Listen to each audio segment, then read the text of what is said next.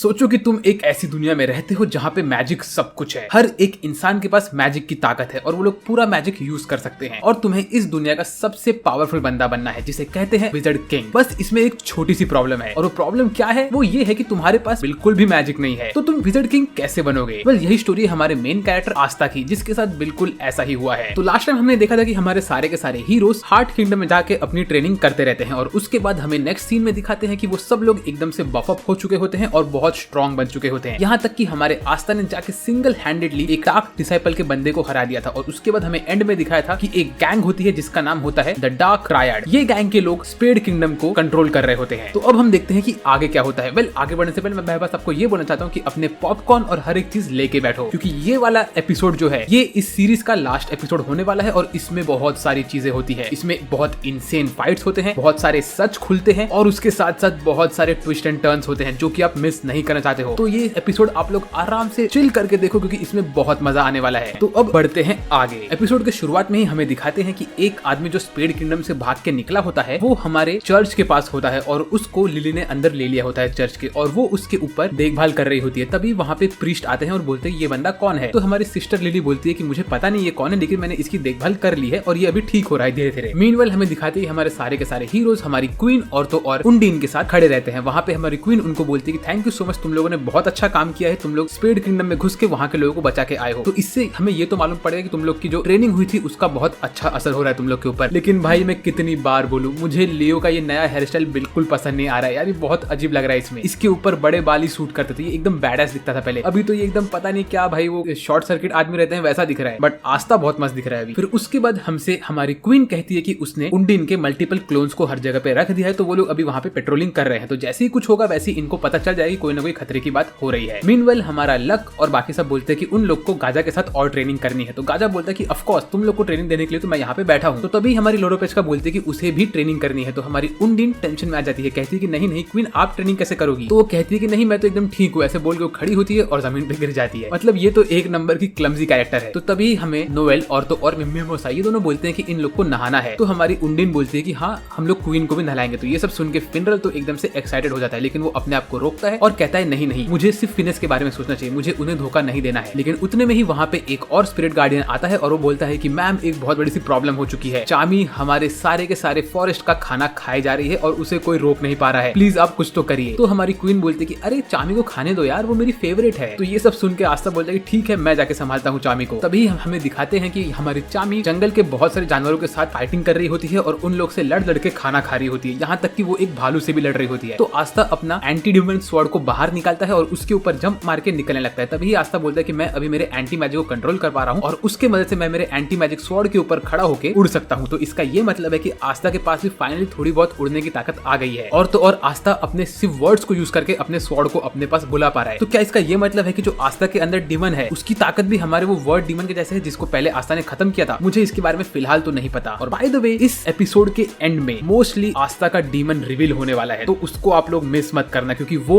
एक बहुत बड़ा प्लॉट ट्विस्ट होने वाला है कि जब हमें मालूम पड़ेगा कि आस्था का डीमन कौन है और वो क्या क्या कर सकता है, तब असली फाइट शुरू होगी। वेल, उसके बाद हमें अगले सीन में दिखाते हैं कि हमारी चारों गर्ल्स और हमारी उंडीन गए होते हैं पानी के पास नहाने के लिए। तो वहाँ पे वो लोग देखते हैं कि वहाँ पे एक भालू पहले से ही नहा रहा होता है। फिर उसके बाद सारी गर्ल्स मस्त पानी में उतरती है और वहाँ पे नहाने लगती है। तभी हमारी लोरोपेचका बोलती है मुझे एक इंपॉर्टेंट सवाल पूछना है तुम दोनों में से, तुम दोनों मुझे बताओ कि मिमोसा और तो और नोवेल तुम में से आस्था को डेट कौन कर रहा है? तो ये सुन के हमारी दोनों गर्ल्स शर्माने लगती है और बोलती है कि नहीं नहीं नहीं हम डेट नहीं कर रहे हैं आस्था को। और तभी मिमोसा बोलती है कि आस्था तो एकदम परफेक्ट जेंटलमैन है, उनको डेट करने में तो बहुत अच्छा रहेगा और मेरी जिंदगी बहुत सवर जाएगी, लेकिन हाँ इस वक्त मैं उन्हें डेट नहीं कर रही। फिर तभी हमारी उंडीन बोलती है कि अगर तुम लोग उसे डेट नहीं कर रही हो तो मुझे ऐसा क्यों लग रहा है कि नेरो उसको डेट करने वाली है, क्योंकि नेरो हमेशा आस्था के साथ रहती है। तो तभी हमारी क्वीन भाग के जाती है नेरो के पास और उससे पूछते क्या तुम सच में आस्था को डेट कर रही हो? तो नेरो बोलती है कि नहीं नहीं मैं आस्था के साथ बिल्कुल भी रिलेशनशिप में नहीं हूँ, मुझे तो बस मेरे चिड़िया वाले फॉर्म में उसके सर पे बैठना बहुत पसंद है और कुछ नहीं। तो तभी ही हमारी नोवेल टेंशन में आ जाती है, वो बोलती है कि यार मैं नेरो से तो नहीं हार सकती। उसके बाद नोवेल अपना मौके का फायदा उठाती है और बोलती है कि अच्छा तो क्वीन लोरोपेचका आप किससे प्यार करती हो? मुझे तो डेफिनेटली लग रहा है कि आप गाजा से प्यार करती हो। और फिर वो लोग बोलते हैं कि आप और गाजा तो बहुत अच्छे कपल बन जाओगे और गाजा हमेशा आपके साथ ही रहता है, तो क्या बोलती हो आप? तो ये सुन के लोरोपेचका बोलती है कि नहीं नहीं हमारे बीच में ऐसा कुछ नहीं है। मीनवेल हमें दिखाते हैं कि लियो और तो और लक दोनों ही लड़ रहे होते हैं गाजा के साथ प्रैक्टिस करते करते। फिर उसके बाद वापस से हमें अगले सीन में दिखाते हैं कि हमारी क्वीन और बाकी सब गर्ल्स मस्त नहा रही होती है और वहाँ पे मिमोसा लोरोपेचका की तारीफ कर रही होती है, बोल रही होती है कि आपके जैसी क्वीन अगर किसी किंगडम में हो तो सारे किंगडम के लोग हमेशा खुश रहेंगे क्योंकि आप इतनी अच्छी हो। और तो और आप पूरे किंगडम का ध्यान अपने खुद के माना से रखती हो, तो आप सही में बहुत ग्रेट हो। उसके बाद वो लोग कहते हैं कि अगर लोरोपेशका तुम्हें कभी हमारी जरूरत पड़ी तो हम लोग को हमेशा बुला सकती हो तुम, क्योंकि हम लोग तुम्हारे दोस्त ही है। तो ये सुन के लोरोपेशका को बहुत अच्छा लगता है। वो बोलती है कि मुझे पहली बार दोस्त मिले हैं और जिनके साथ मैं इतना फ्री होकर बात कर सकती हूँ, तो इसीलिए मुझे तुम लोग के साथ टाइम स्पेंड करना बहुत पसंद है। ऐसे ये लोग नहाते नहाते बहुत बातें करते रहते हैं और मीनवेल हमारा आस्था मस्त अपने स्वॉर्ड पे उड़ के जा रहा होता है चामी के पास। और तभी जैसे आस्था चामी के पास पहुंचा तो उसे शौक लगता है। उसे क्या, मुझे भी शौक लगा। हमारी चामी इस वक्त खाना खा खा के इतनी मोटी हो गई है कि वो एक फुटबॉल से भी मोटी दिखती है, यहाँ तक कि एक वेल तक उसके सामने छोटी दिखेगी, इतनी मोटी हो चुकी है चामी। फिर चामी खड़े होकर एक बहुत बड़ा स्पीच देती है, बोलती है कि खाना बहुत इंपॉर्टेंट है, खाना खाने से हमें ताकत मिलती है और खाना खाने से ही हमारे अंदर माना बनता है। और यहाँ पे तो मैं सिर्फ फ्रूट्स खा रही हूँ, ये जगह के खाने बहुत अच्छे हैं और यहाँ का फ्रूट खाने से मेरा वेट बिल्कुल भी नहीं बढ़ रहा है, जैसा तुम देख सकते हो। लेकिन भाई हमें लिटरली दिख रहा है कि हमारी चामी को उसका शर्ट तक फिट नहीं हो रहा है, उसका तोंद बाहर निकला हुआ है। उसके बाद चामी गुस्से में अपने शीप को समन करती है और खाना खाने के लिए, और ये सब देख के सब लोग टेंशन में आ जाते हैं। वो लोग बोलते हैं कि अरे बाप रे, अब क्या होगा, चामी तो बहुत खाना खा रही है और वो हमारे पूरे फॉरेस्ट को डिस्ट्रॉय कर देगी। तभी यहाँ पे हमारा ये प्लांट वाला स्पिरिट गार्डियन आता है और बोलता है मुझे ही चामी को रोकना पड़ेगा। मीनवेल हमें दिखाते हैं कि हमारे गोल्डन डॉन्स के हेडक्वार्टर में हम लोग का यूनो वाइस कैप्टन बन चुका होता है। तो भाई सब लोग चैट में लिख दो कांग्रेचुलेशंस यूनो, तुम तो वाइस कैप्टन बन गए यार। और उसी वक्त यूनो को एक बंदा बोलता है कि सर हाजी विलेज के अंदर हमें एक इन्फॉर्मेशन मिला है कि वहाँ पे कुछ तो प्रॉब्लम हो रहा है और वहाँ पे एक बंदा मिला जो आपसे मिलना चाहता है। तो ये सुन के यूनो तुरंत भागता है हाजी विलेज के पास। मीनवेल चामी अपने शीप के साथ सारा का सारा खाना अपने अंदर खींच रही होती है और खा रही होती है। तो ये सब देख के हमारा प्लांट वाला स्पिरिट गार्डियन बोलता है कि मैंने एक मॉन्स्टर को क्रिएट कर दिया है, अब मैं क्या करूं। तभी हमें मालूम पड़ता है कि हमारे ये प्लांट वाले स्पिरिट गार्डियन ने ही चामी को बोला होता है कि तुम तुम्हारा माना को एकदम से कल्टीवेट करो, उसके लिए तुम्हें जो करना है तुम कर सकती हो, तुम्हें जो खाना है तुम खा सकती हो। और चामी को बस यही सुनना था। उसने जैसे ये सुन लिया उसके बाद तो चामी बस खाने लगी और खाने लगी। तो हमारा ये प्लांट वाला स्पिरिट गार्डियन अपने प्लांट वाले मैजिक को यूज करता है और चामी को पकड़ता है, लेकिन चामी का शीप उसके प्लांट वाले अटैक को डॉज करके निकल जाता है। उसी वक्त आस्था भी इसका प्लांट यूज करके ऊपर जा रहा होता है चामी को रोकने के लिए, और चामी मस्त एकदम ऊपर बैठ के खा रही होती है। तो उसी वक्त आस्था अपने बड़े वाले स्वॉर्ड के ऊपर मस्त सर्फिंग करके आता है और उसके छोटे वाले स्वॉर्ड से चामी के शीप को मारता है। लेकिन यहाँ पे प्रॉब्लम ये हो जाता है कि उसका शीप आस्था के स्वॉर्ड से कटने के जब खुद के बीच में गैप कर देता है और आस्था का अटैक मिस हो जाता है। तो आस्था बोलता है कि अब मैं क्या करूँ, ये शीप को तो मैं रोक ही नहीं सकता अगर मैं इसको हिट नहीं कर पाऊंगा। तो उसके बाद शीप आस्था के ऊपर हमला करता है और आस्था शीप के अंदर फंस जाता है। तभी वहां पे आता है हमारा व्हाइट लक। वो वहां पे आता है उसके ड्रैगन के ऊपर बैठ के, और उसकी ड्रैगन बहुत खतरनाक दिखती है। तभी व्हाइट लक बोलता है कि मैंने चामी के साथ बहुत प्रैक्टिस की, तो मुझे पता है कि चामी को कैसे रोकना है। ऐसा बोल के व्हाइट लक यूज करता है picture magic invasion of heat fused ice. वो ऐसे बर्फ वाला अटैक यूज करता है जिससे चामी का वुल्फ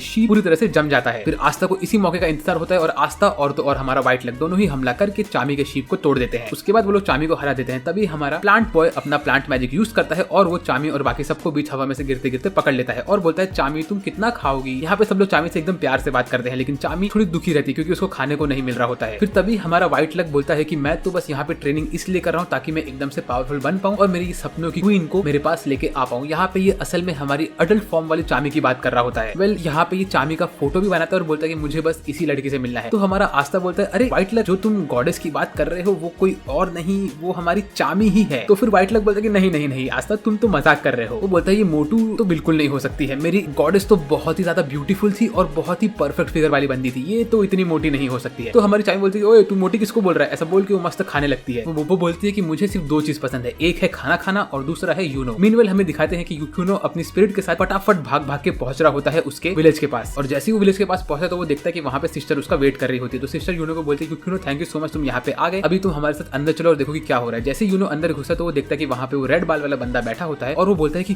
आप तो एकदम लॉर्ड सीली के जैसे दिख रहे हो। और वो बोलता है कि ये नेकलेस देख के तो मुझे 100% यकीन हुआ कि आप ही वो हो जिसे मैं ढूंढ रहा था। तो फिर यूनो बोलता है अरे बुढ़ऊ कौन है। तभी हमारी सिस्टर लिली बोलती है ये असल में स्पेड किंगडम से आया है। और तभी हमारा ये रेड बाल वाला बंदा बोलता है कि सर असल में पहले तो स्पेड किंगडम बहुत अच्छा किंगडम था और एकदम पीसफुल था जब तक उसके ऊपर डार्क ट्रायड के लोगों ने हमला नहीं किया और उन लोगों ने ग्रैंड बिल्स को निकाल दिया वहां से। फिर वो बोलता है कि सर यूनो आप हमारी आखिरी होप हो क्योंकि आप ग्रैंड बिल के होम के हो। इसका क्या मतलब है। फिर वो बोलता है कि क्योंकि आप हो स्पेड किंगडम के प्रिंस। व्हाट, ये सुनकर तो भाई मेरा दिमाग फट गया कि हमारा यूनो स्पेड किंगडम का प्रिंस है। अब तो भाई स्टोरी में बहुत मजा आने वाला है। वेल अगर आप लोग को वीडियो मजा आ रहा है तो सब्सक्राइब कर लो यार। हम लोग 1 लाख सब्सक्राइबर होपफुली अब तक पहुंच चुके होंगे और अगर हम नहीं पहुंचे तो कर दो सब्सक्राइब, और अगर हम पहुंच चुके हैं तो अब हमारा नेक्स्ट गोल है 1,50,000 सब्सक्राइबर तक पहुंचना, तो कर दो सब्सक्राइब। तभी उसके बाद यहाँ पे सब लोग ये सुन के एकदम शॉक हो जाते हैं। हमारा प्रीस्ट और तो और हमारी स्पिरिट दोनों ही एकदम से खुश हो जाते हैं, बोलते हैं यस यूनो तो प्रिंस है, ये तो मुझे पहले से ही पता था कि यूनो बहुत बड़े फैमिली से आया होगा। फिर उसके बाद प्रीस्ट रेड बॉय से पूछते हैं कि अच्छा तो तुम मुझे ये बताओ कि आस्था कौन है। तो बोलता है आस्था ये कौन है, इसके बारे में तो मुझे कुछ नहीं पता। तो हमारा प्रीस्ट बोलता है कि आस्था और यूनो कि दोनों ही मुझे एक साथ मेरे चर्च के बाहर मिले थे, तो क्या तुमने इन दोनों को एक साथ यहाँ पे छोड़ा गया था कि तुम्हारे किंगडम से। तो बोलता है नहीं मुझे सिर्फ सर यूनो के बारे में पता है। तो उसके बाद यूनो बोलता है कि अच्छा तुम मुझे ये बताओ कि तुम कौन हो और मैं कैसे मान लूं कि तुम जो बोल रहे हो वो सब सच है। तो तभी हमारा रेड बॉय बोलता है कि ठीक है, मैं तो आपको स्टोरी बताता हूँ। ऐसा बोल के वो अपना फ्लेम मैजिक यूज करता है और वो हर जगह पे आग लगा देता है। और तभी यूनो के आसपास यूनो को उसका पास दिखता है और यूनो एकदम एक फ्लेम वर्ल्ड में पहुंच जाता है। यहाँ पे पहुंचने के बाद यूनो को पूरा उसका पास दिखता है कि कैसे स्पेड किंगडम में पहले बर्फ गिरती रहती थी और सब लोग बहुत खुश थे। वहां पे जो स्पेड किंगडम का किंग था वो एकदम टेंशन में था क्योंकि उसकी वाइफ को बच्चा होने वाला था और तभी उसको जब बच्चा होता है तो वो कोई और नहीं हमारा यूनो ही होता है। तो हमारा किंग उसके पास जाता है और बोलता है कि ये बच्चा तो बहुत ज्यादा ही ब्यूटीफुल है और ये मेरा बच्चा है। ऐसा बोल के वो उसको अपना वो ब्लू वाला पेंडेंट देता है और बोलता है कि ये तुम तुम्हारे पास रखो, ये तुम्हें हमेशा सेफ रखेगा, इसके अंदर एक मैजिक स्टोन है मेरे बेटे यूनो। तो उसकी वाइफ बोलती है यूनो ये नाम आपने क्यों चूज किया? तभी वो बोलता है याद है हमने पहले ही डिसाइड किया था कि अगर हमें बेटा हुआ तो हम उसका नाम यूनो रखेंगे। फिर उसके बाद सारे किंगडम में सब लोग खुश होते हैं और एकदम सेलिब्रेशन करते हैं कि उनका प्रिंस पैदा हो चुका है और उसका नाम है प्रिंस यूनो। इसी टॉपिक पे सब लोग बहुत खुश होते हैं, लेकिन हमारा यूनो हमेशा रोता रहता है और हमारा जो रेड बॉय होता है उसके फादर यूनो को अपने गोद में रख के हमेशा खुश रखने की कोशिश करते रहते हैं। तो एक बार ऐसे ही विंड मैजिक यूज करते हैं यूनो के सामने और यूनो वो देख के एकदम से खुश हो जाता है। तो ये देख के सब लोग बोलते हैं कि सर हमें डेफिनेटली यकीन है कि हमारे प्रिंस एक बहुत अच्छे मेज बनने वाले हैं। फिर ऐसे ही अगले सीन में हमें दिखाते हैं कि बर्फ गिर रही होती है और हमारे किंग और क्वीन जो दोनों परफेक्ट किंग और क्वीन के जैसे दिखते हैं और एकदम बैडएस भी लगते हैं और ब्यूटीफुल भी लगते हैं, ये लोग एक साथ बाहर बैठे होते हैं सारे उनके किंगडम के लोगों के साथ। तभी हमारे रेड बॉय के फादर उनको बोलते हैं कि बेटा याद रखो कि चाहे कुछ भी हो जाए हमें सर यूनो को प्रोटेक्ट करना है, यही हमारा फ्यूचर है, हम हमारी जान की बाजी लगा देंगे लेकिन सर यूनो को हम प्रिंस बना के रहेंगे और उन्हें अगला किंग भी बना के रहेंगे। तभी हमारा जो किंग होता है वो जाके अपनी वाइफ को बोलता है कि अरे यूनो हमेशा इतना रोता रहता है, मुझे डर लग रहा है कि ये पावरफुल बन पाएगा कि नहीं। तभी क्वीन बोलती है कि अरे आप क्या बात कर रहे हो, यूनो अभी तो सिर्फ 2 महीने का ही है, ये इतना जल्दी इतना पावरफुल नहीं बन सकता है, ये तो उसके रोने वोने का टाइम है। तभी वो बोलते हैं कि हाँ सॉरी यार मुझे बहुत टेंशन हो रही थी मेरे बेटे के बारे में। फिर ऐसे ही कुछ दिन के बाद वहाँ पे डार्क ट्रायड के लोग आते हैं और वो लोग बोलते हैं कि सर हमने आपका पहले वाला मिशन कंप्लीट कर दिया है। तो किंग उन लोग को प्रेस करता है और बोलता है कि थैंक यू सो मच, तुम लोग मेरे सबसे स्ट्रॉन्गेस्ट लोग हो। लेकिन तभी डार्क ट्रायड के लोग सब लोग को देख के स्माइल करते हैं और वो लोग यूनो को देख के भी स्माइल करते रहते हैं। तो हमारे रेड बॉय के फादर रेड बॉय को बोलते हैं कि सुनो बेटा, चाहे कुछ भी हो जाए तुम्हें इन 3 लोगों के ऊपर हमेशा ध्यान रखना है, इन लोग मुझे कभी भी अच्छे नहीं लगते हैं, ये लोग कुछ न कुछ गलत चीज कर रहे होंगे। फिर उसके बाद हमारी क्वीन भी हमारे किंग को बोलती है कि सर मुझे ये डार्क ट्रायड के लोग बिल्कुल पसंद नहीं है, ये लोग मुझे बहुत गंदे लगते हैं और मैंने अभी सुना कि इन लोगों ने इनके पहले वाले मिशन पे बहुत सारे लोगों को मार दिया, क्या आपने उनको ये ऑर्डर दिया था? तो किंग बोलता है कि नहीं मैंने इन लोग को ये ऑर्डर नहीं दिया था, ये लोग हमेशा मेरी बात नहीं मानते हैं और अपने मन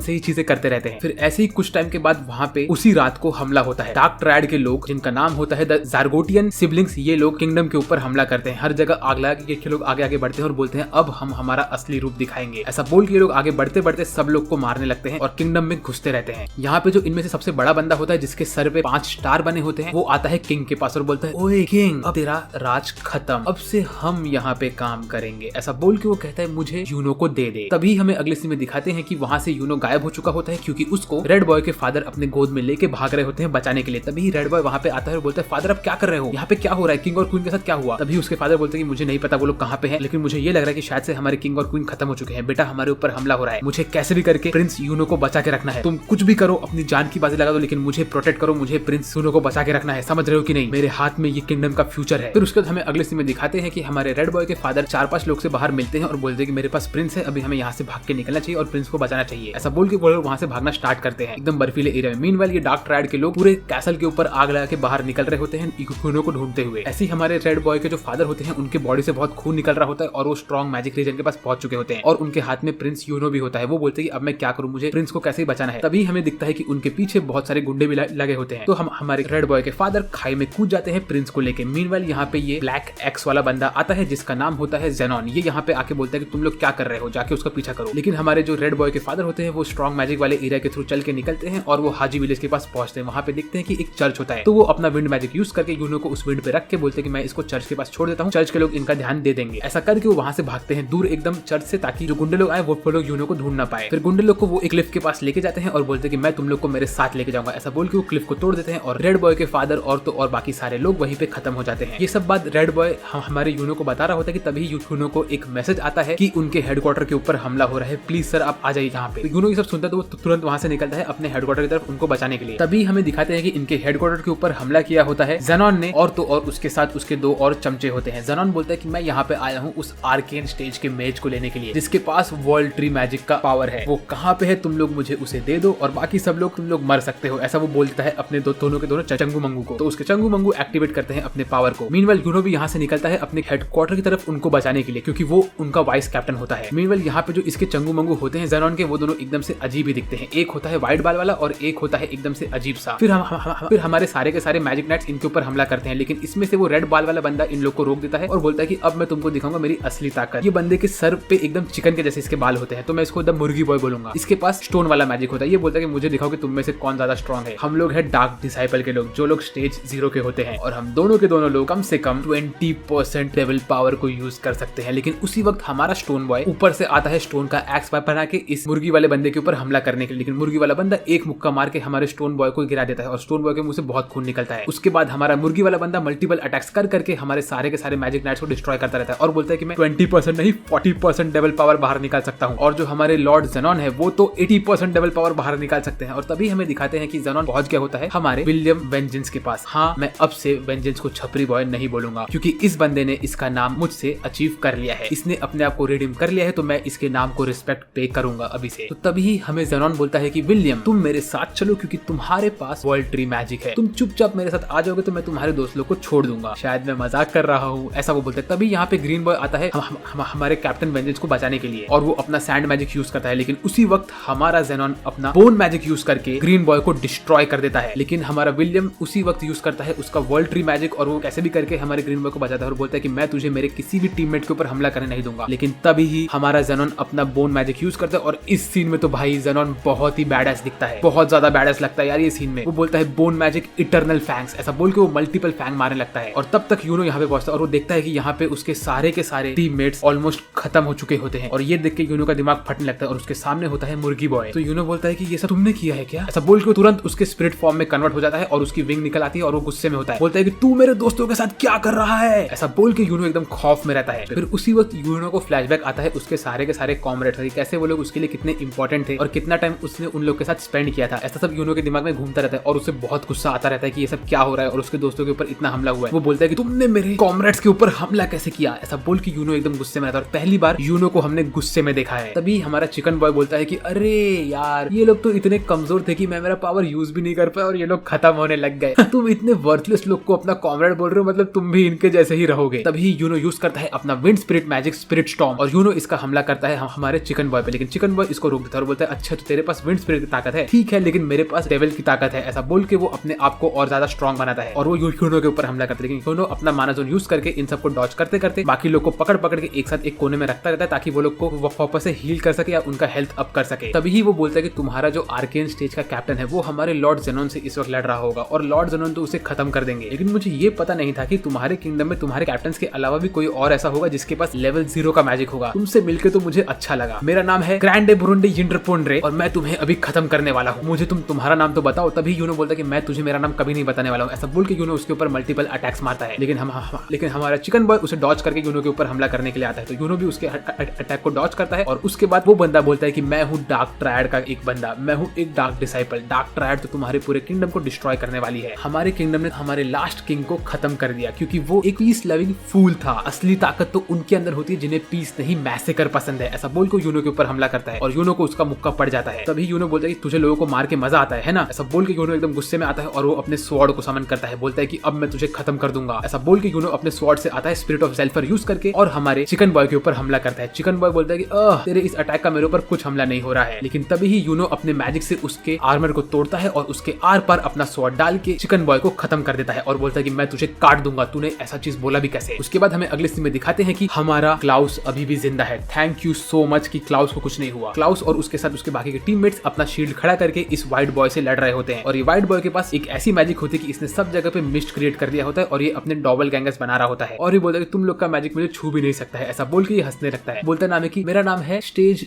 0 का बंदा हूँ मैं और मैं एक जीनियस हूँ डार्क ट्रायड का। तुम लोग में से कोई भी मुझे कभी नहीं मार सकता है। मेरा नाम है द व्हाइट बॉय। ऐसा बोलता है वो और उसके हमले की वजह से हमारे सारे के सारे हीरोज ऑलमोस्ट डिस्ट्रॉय हो चुके होते हैं। लेकिन हमारी सिर्फ कंपास गर्ल ठीक होती है क्योंकि उसने आसपास उसका कंपास बना के रखा होता है जिसकी वजह से वो एकदम से सेफ होती है उसका। लेकिन वो बोलती है कि अब मैं क्या करूं, मुझे कैसे भी करके मेरे कॉमरेड्स को बचाना पड़ेगा। मेरे अंदर अभी भी वो एल्फ की थोड़ी बहुत ताकत है लेकिन मैं क्या ही कर सकती हूँ, मुझे कुछ समझ नहीं आ रहा है। तभी क्लाउस खड़ा होता है और बोलता है कि नहीं, हम तुम्हें कभी जीतने नहीं देंगे। ऐसा बोल के क्लाउस खड़ा होता है और बोलता है कि मैं अपने मरते दम तक तुझसे लड़ता रहूंगा। तू मुझे मेरी हड्डियों को तोड़ सकता है, मेरे बॉडी को तोड़ सकता है, लेकिन तू मेरे विल पावर को कभी नहीं तोड़ सकता है। तो उसी वक्त ये बंदा क्लाउस के ऊपर हमला करने वाला होता है। लेकिन तभी ही यूनो वहां पे आता है और वो अपने विंड मैजिक से इसके सारे के सारे मिस्ट को गायब कर देता है। तो ये बंदा अपना मिस्ट क्रिएशन मैजिक यूज करता है और हमारे यूनो को पकड़ लेता है उसके थ्रू, उसमें से हाथ निकाल के और बोलता है कि अब मैं तुझे नहीं छोड़ूंगा क्योंकि इस वक्त यूनो की हालत बहुत खराब होती है उसके पहले वाले बैटल की वजह से। लेकिन उसी वक्त हमारी कंपास गर्ल आती है इस मौके का फायदा उठा के और वो हमारी व्हाइट बॉय के आसपास अपना कंपास का जोन बना देती है और इसी चीज का फायदा उठा के हमारा क्लाउस वहां पे आता है और बोलता है कि अब तो तू गया। लेकिन ये बंदा बोलता है कि तुम इतने खतरनाक इंजरी के बाद भी कैसे हिल सकते हो? तो क्लाउस बोलता है इसका रीजन ये है कि मैंने हमेशा ट्रेनिंग की है, चाहे कुछ भी हो जाए मेरे साथ। मुझे आस्था ने बहुत मोटिवेट किया था, इसलिए मैंने अपने आप को ट्रेन किया है और मैं तुम्हें नहीं छोड़ूंगा। ऐसा बोल के क्लाउस यूज करता है अपना स्टील मैजिक और ये बंदे को मारने लगता है। ओ भाई, ये सीन बहुत सेटिस्फाइंग था। क्लाउस ने इस बंदे को हरा दिया रहता है। तभी हमारा क्लाउस और यूनो वो दोनों एक दूसरे से बात करते हैं। क्लाउस यूनो को वाइस कैप्टन बोलता है और यूनो क्लाउस को टीम लीडर बोलता है। तो क्लाउस बोलता है कि आप मुझे टीम लीडर मत बोलिए, आप हमारे वाइस कैप्टन है। और हमारा यूनो बोलता है कि नहीं, लेकिन आप मेरे सेनपाई हो। ऐसे ये दोनों यहाँ पे टाइम पास करते रहते हैं। तभी इनके टकले के ऊपर पत्थर गिरने लगता है और इनको मालूम पड़ता है कि ऊपर से दीवार टूट गई है और उसमें से निकलता है ज़ेनॉन अपने बोन मैजिक के साथ और उसने हमारे विलियम वेंजेंस को डिस्ट्रॉय कर दिया होता है। और इस सीन में भाई ज़ेनॉन एकदम खतरनाक दिखता है और ज़ेनॉन को देख के हमारे यूनो को फ्लैशबैक आता है कि उसको जो भी चीजें हमारे ये रेड बॉय ने दिखाया होता है वो सब उसकी मेमोरी में स्प्लैश होने लगता है और उसको लगता है कि शायद से रेड बॉय ने उससे सच बोला था। तभी हमारे ज़ेनॉन बोलता है कि अरे ये दोनों मर गए, मुझे ना 50% से कम वाले लोगों को यहाँ पे लाना ही नहीं चाहिए था, तुम लोग तो यूजलेस हो यार। और तभी हमारी स्पिरिट बोलती है कि यूनो सुनो, तुम तुरंत तुम्हारे स्पिरिट फॉर्म में जाओ, ये बंदा एकदम से बैड न्यूज है, मुझे देख के इसे लग रहा है कि हम लोग इसके सामने कुछ नहीं कर सकते। तो यूनो अपने स्पिरिट फॉर्म में जाता है, लेकिन तभी ज़ेनॉन उसके ऊपर उसका बोन मैजिक का अटैक करने लगता है और यूनो क्लाउस और तो हमारी कंपस गर्ल जैसे तैसे करके इसको डॉज करते हैं और हमला करना स्टार्ट करते हैं। लेकिन हमारा बोन बॉय एक सिंगल अटैक में क्लाउस और कंपस गर्ल के ऊपर हमला करता है। मैं प्रे कर रहा हूँ कि हमारे क्लाउस को कुछ नहीं हुआ हो, प्लीज। यूनो ये सब देख के गुस्से में पागल होता है, बोलता है कि तूने ऐसा सब कैसे किया। ऐसा बोल के यूनो हमला करता है हमारे बोन बॉय के ऊपर, लेकिन बोन बॉय अपने बोन से शील्ड बनाता है और बोलता है कि तू मेरा कुछ नहीं कर सकता है, मेरे बोन बहुत ही ज्यादा फास्ट रीजनरेट होते हैं। फिर वो बोलता है कि मैं तुझे मेरा थोड़ा सा डेविल पावर दिखाता हूँ। ऐसा बोल के वो अपने डेविल को एक्टिवेट करता है। तो हमें उसका डेविल पहली बार दिखाते हैं। इसको देख के यूनो एकदम से डर जाता है क्योंकि इस वक्त ये बंदे ने अपना 55% डेविल पावर एक्टिवेट किया होता है। और फिर वो उसके स्वॉर्ड से यूनो का एक पंख काट देता है और बोलता है कि मैं तुझसे बहुत ज्यादा ही सुपीरियर हूँ बेटा, चुपचाप यहाँ से गायब हो जा। उसके ठीक बाद हमें अगले सीन में दिखाते हैं हमारा रेड बॉय भाग भाग के आ रहा होता है यूनो के बेस की तरफ और वो देखता है कि वहाँ पे सब लोग डिस्ट्रॉय हो चुके होते हैं और वहाँ पे उसके हाथ में यूनो का ग्रिम रोर आता है और हमें नेक्स्ट सीन में दिखाते हैं कि हमारी स्पिरिट रो रही होती है यूनो के बॉडी के ऊपर, क्योंकि यूनो के पेट के अंदर घुसा हुआ होता है हमारे बोन बॉय का स्वॉर्ड। मतलब ज़ेनॉन ने अपना बोन वाला स्वॉर्ड यूनो को मार दिया। क्या यूनो खत्म हो चुका है? मुझे कुछ नहीं पता। और इस सीन में हमारी स्पिरिट को रोता हुआ देख के मुझे बहुत बुरा लग रहा था। लेकिन तभी जो होता है वो देख के तो भाई मेरे होश उड़ गए। यहाँ पे अचानक से हर जगह से प्लांट उगने लगता है। तभी मुझे लग रहा है कि शायद से हमारे कैप्टन वेंजेंस ने यहाँ से जाने से पहले, मतलब बोन बॉय के अटैक में आने से पहले यहाँ पे एक अपना सीड डाल दिया था, जो सीड बराबर टाइम पे ग्रो हो रहा है और वो अभी आके सबके बॉडी में से बोन्स बाहर निकाल रहा है और सब लोग को ठीक कर रहा है ये seed. Thank God captain vengeance ने जाने के पहले अपने टीम मेंबर्स को बचा लिया है ऑलमोस्ट से। यहाँ पे सब लोग को वो हील करता है उसका ट्री और सब लोग धीरे धीरे ठीक होने लगते हैं।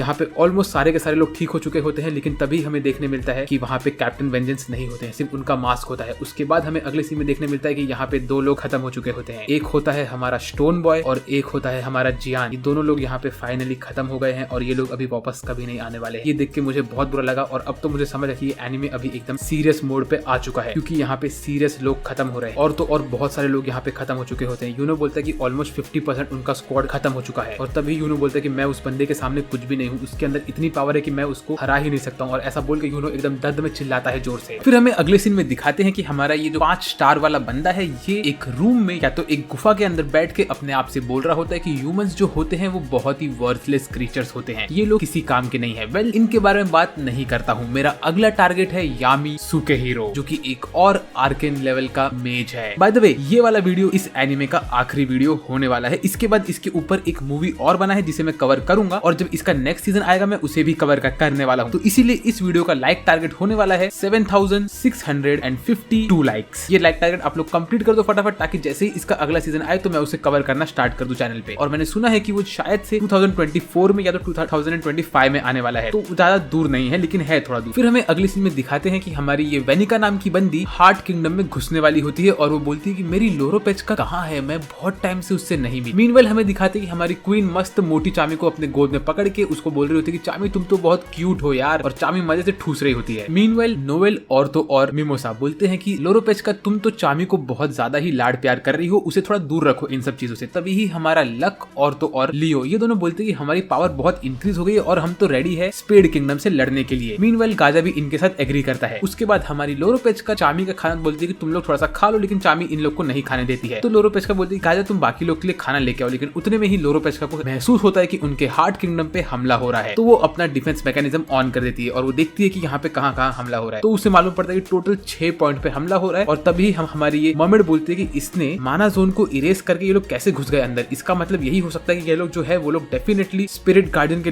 लेवल के लोग हैं, तो हमें कुछ ना कुछ तो करना ही पड़ेगा। और ये लोग मोस्टली मुझे लग रहे हैं कि डेविल वाले लोग हैं। तभी वो बोलती है कि उसको महसूस हो रहा है कि यहाँ पे वेनिका भी एंटर हो चुकी है, जो कि मैजिकुला की डेविल होस्ट है। तो ये सुन के हमारी नोवेल गुस्से में आ जाती है, क्योंकि उसे इससे बदला लेना होता है। तभी हमें दिखाते हैं कि वेनिका के साथ ये येलो बाल वाला मोटा आदमी चल के जा रहा होता है, और वेनिका इसको बोलती है कि हमें जाके इन लोग को अभी खत्म करना है, ताकि और लोगों को हम मारे तो इससे हमारी लोरोपेस्का को और गुस्सा आएगा। और फिर वेनिका इस मोटू को बहुत मारती है, क्योंकि ये इसके टीम का ही मेंबर होता है, लेकिन यूजलेस होता है ये। फिर हमें अगले सीन में दिखाते हैं कि जो ब्लैक वाला एरिया होता है क्लोवर किंगडम और स्पेड किंगडम के बीच का, वो असल में न्यूट्रल जोन बोला जाता है। ये जोन में किसी का भी कोई भी इलाका नहीं होता है, लेकिन ये जोन पे सबसे आगे जो होता है वो होता है हमारे ब्लैक बुल्स का हाइडआउट। और यहाँ पे हमारे सारे के सारे हीरोज मस्त रिलैक्स कर रहे होते हैं। तभी यहाँ पे आस्था आ जाता है फिनरल के साथ और बोलता है कि मैं तुम सबके लिए गिफ्ट्स लाया हूँ। तो सब लोग एकदम से खुश हो जाते हैं, स्पेशली हमारी वेनिसा खुश हो गई होती है। फिर आस्था पूछता है कि अरे ये हमारा जोकर बॉय क्या कर रहा है, वो अभी स्टडीज कर रहा है ना अपने घर पे। तो ये लोग बोलते हैं कि हमें नहीं पता कि वो क्या कर रहा है, लेकिन हम कभी भी उसके घर पे नहीं जाना चाहते हैं। फिर हमें अगले सीन में दिखाते हैं कि हमारा जोकर बॉय बहुत मन लगा के पढ़ रहा होता है, और उसकी मॉम ने उसके लिए सैंडविच बना के रखा होता है, जिसके अंदर बहुत सारे कीड़े और आंखें होती है। तो ये सैंडविच देख के उसके फादर उसकी मॉम के साथ फ्लर्ट करने लगते हैं। और ये सब सीन मैं आप लोग को नहीं दिखाने वाला हूँ, क्योंकि बहुत डिस्गस्टिंग है। दो जोकरों को फ्लर्ट करता हुआ आप लोग नहीं देखना चाहते हो, मेरी बात मान लो। यहाँ तक कि हमारा जोकर बॉय खुद बोलता है कि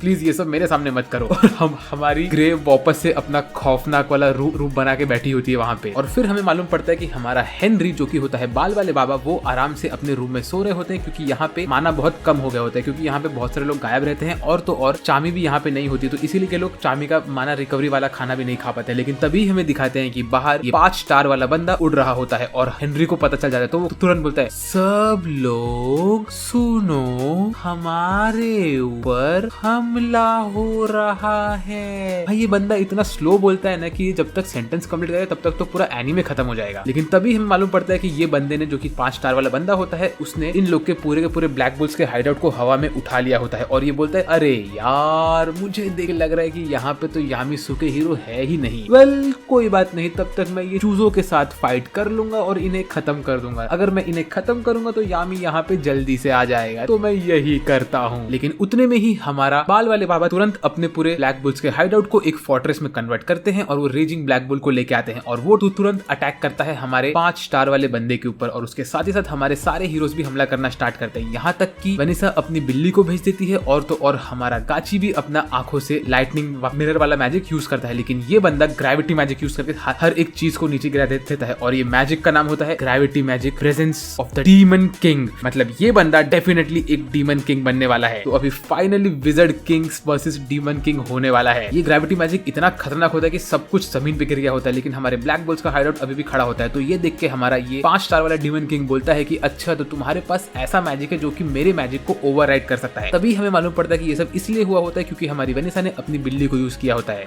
लेकिन उसी वक्त वहाँ पे आस्था आ जाता है, और वो अपने स्वॉर्ड से इसके ऊपर स्लैश मारने लगता है ब्लैक वाला। तो ये बंदा बोलता है, ओके तो यहाँ पे कोई तो ऐसा है कि जो मेरे साथ एंटरटेनमेंट करवा सके मेरा, मैं तेरे से ही टाइम पास करूंगा बेटे। आस्था मल्टीपल स्लैश मारता है हमारे इस बंदे को, लेकिन ये बंदा उसके स्लैश को डॉज नहीं कर पाता है। बोलता है कि अच्छा, तो इसके पास मैजिक निगेट करने वाला स्लैश है, तो मुझे इसे फिजिकली डॉज करना पड़ेगा। ठीक है, नॉट बैड बेटा। ऐसा बोल के वो आस्था के ऊपर पेड़ों से हमला करता है, और इस सीन में आस्था खत्म हो जाता है। लेकिन तभी ही वेनिसा अपनी बिल्ली का मदद करके इस पूरे सीन को चेंज कर देती है। तो ये बोलता है कि ओके, तो तुम्हारे पास फेट चेंज करने वाली भी ताकत है, जो कि नेचुरल लॉ से इंटरफेयर कर सकती है। ये तो बहुत सही है, अब मुझे मजा आएगा तुम्हारे पास। ऐसा बोल के वो फटाक से भाग के जाता है, ब्लैक बुल्स के हाइडआउट में घुसता है और बोलता है, अच्छा तो तुम हो ना वो कैट की ओनर, तुम तो बहुत ज्यादा ही ब्यूटीफुल हो। ऐसा वो बोलता है, और एक झटके में आस्था उसके पीछे आता है उस पर हमला करने के। तो वो चुटकी बजा के आस्था को जमीन पे गिरा देता है और बोलता है, ओए लड़की, तू इतनी खूबसूरत है, मैं चाहता हूँ कि तू मेरी वाइफ बन के रहे मेरे साथ, क्योंकि मुझ पे मेरा दिल तुझ पे आ चुका है। मैं हूँ डार्क ट्रायड का दांते, और तू अब मेरे साथ स्पेड किंगडम में चलेगी मेरी वाइफ बन के। तो ये दांते नाम का बंदा डेफिनेटली स्पेड किंगडम का किंग है, क्योंकि इसके सर पे किंग का क्राउन है, और इसी ने यूनो के फादर को भी मारा था पिछले वाले सीन में। लेकिन ये सब सुन के हमारा आस्था अपने डेविल फॉर्म को एक्टिवेट करता है, और वो ब्लैक डिवाइडर से हमला करता है दांते के ऊपर। तब दांते बोलता है कि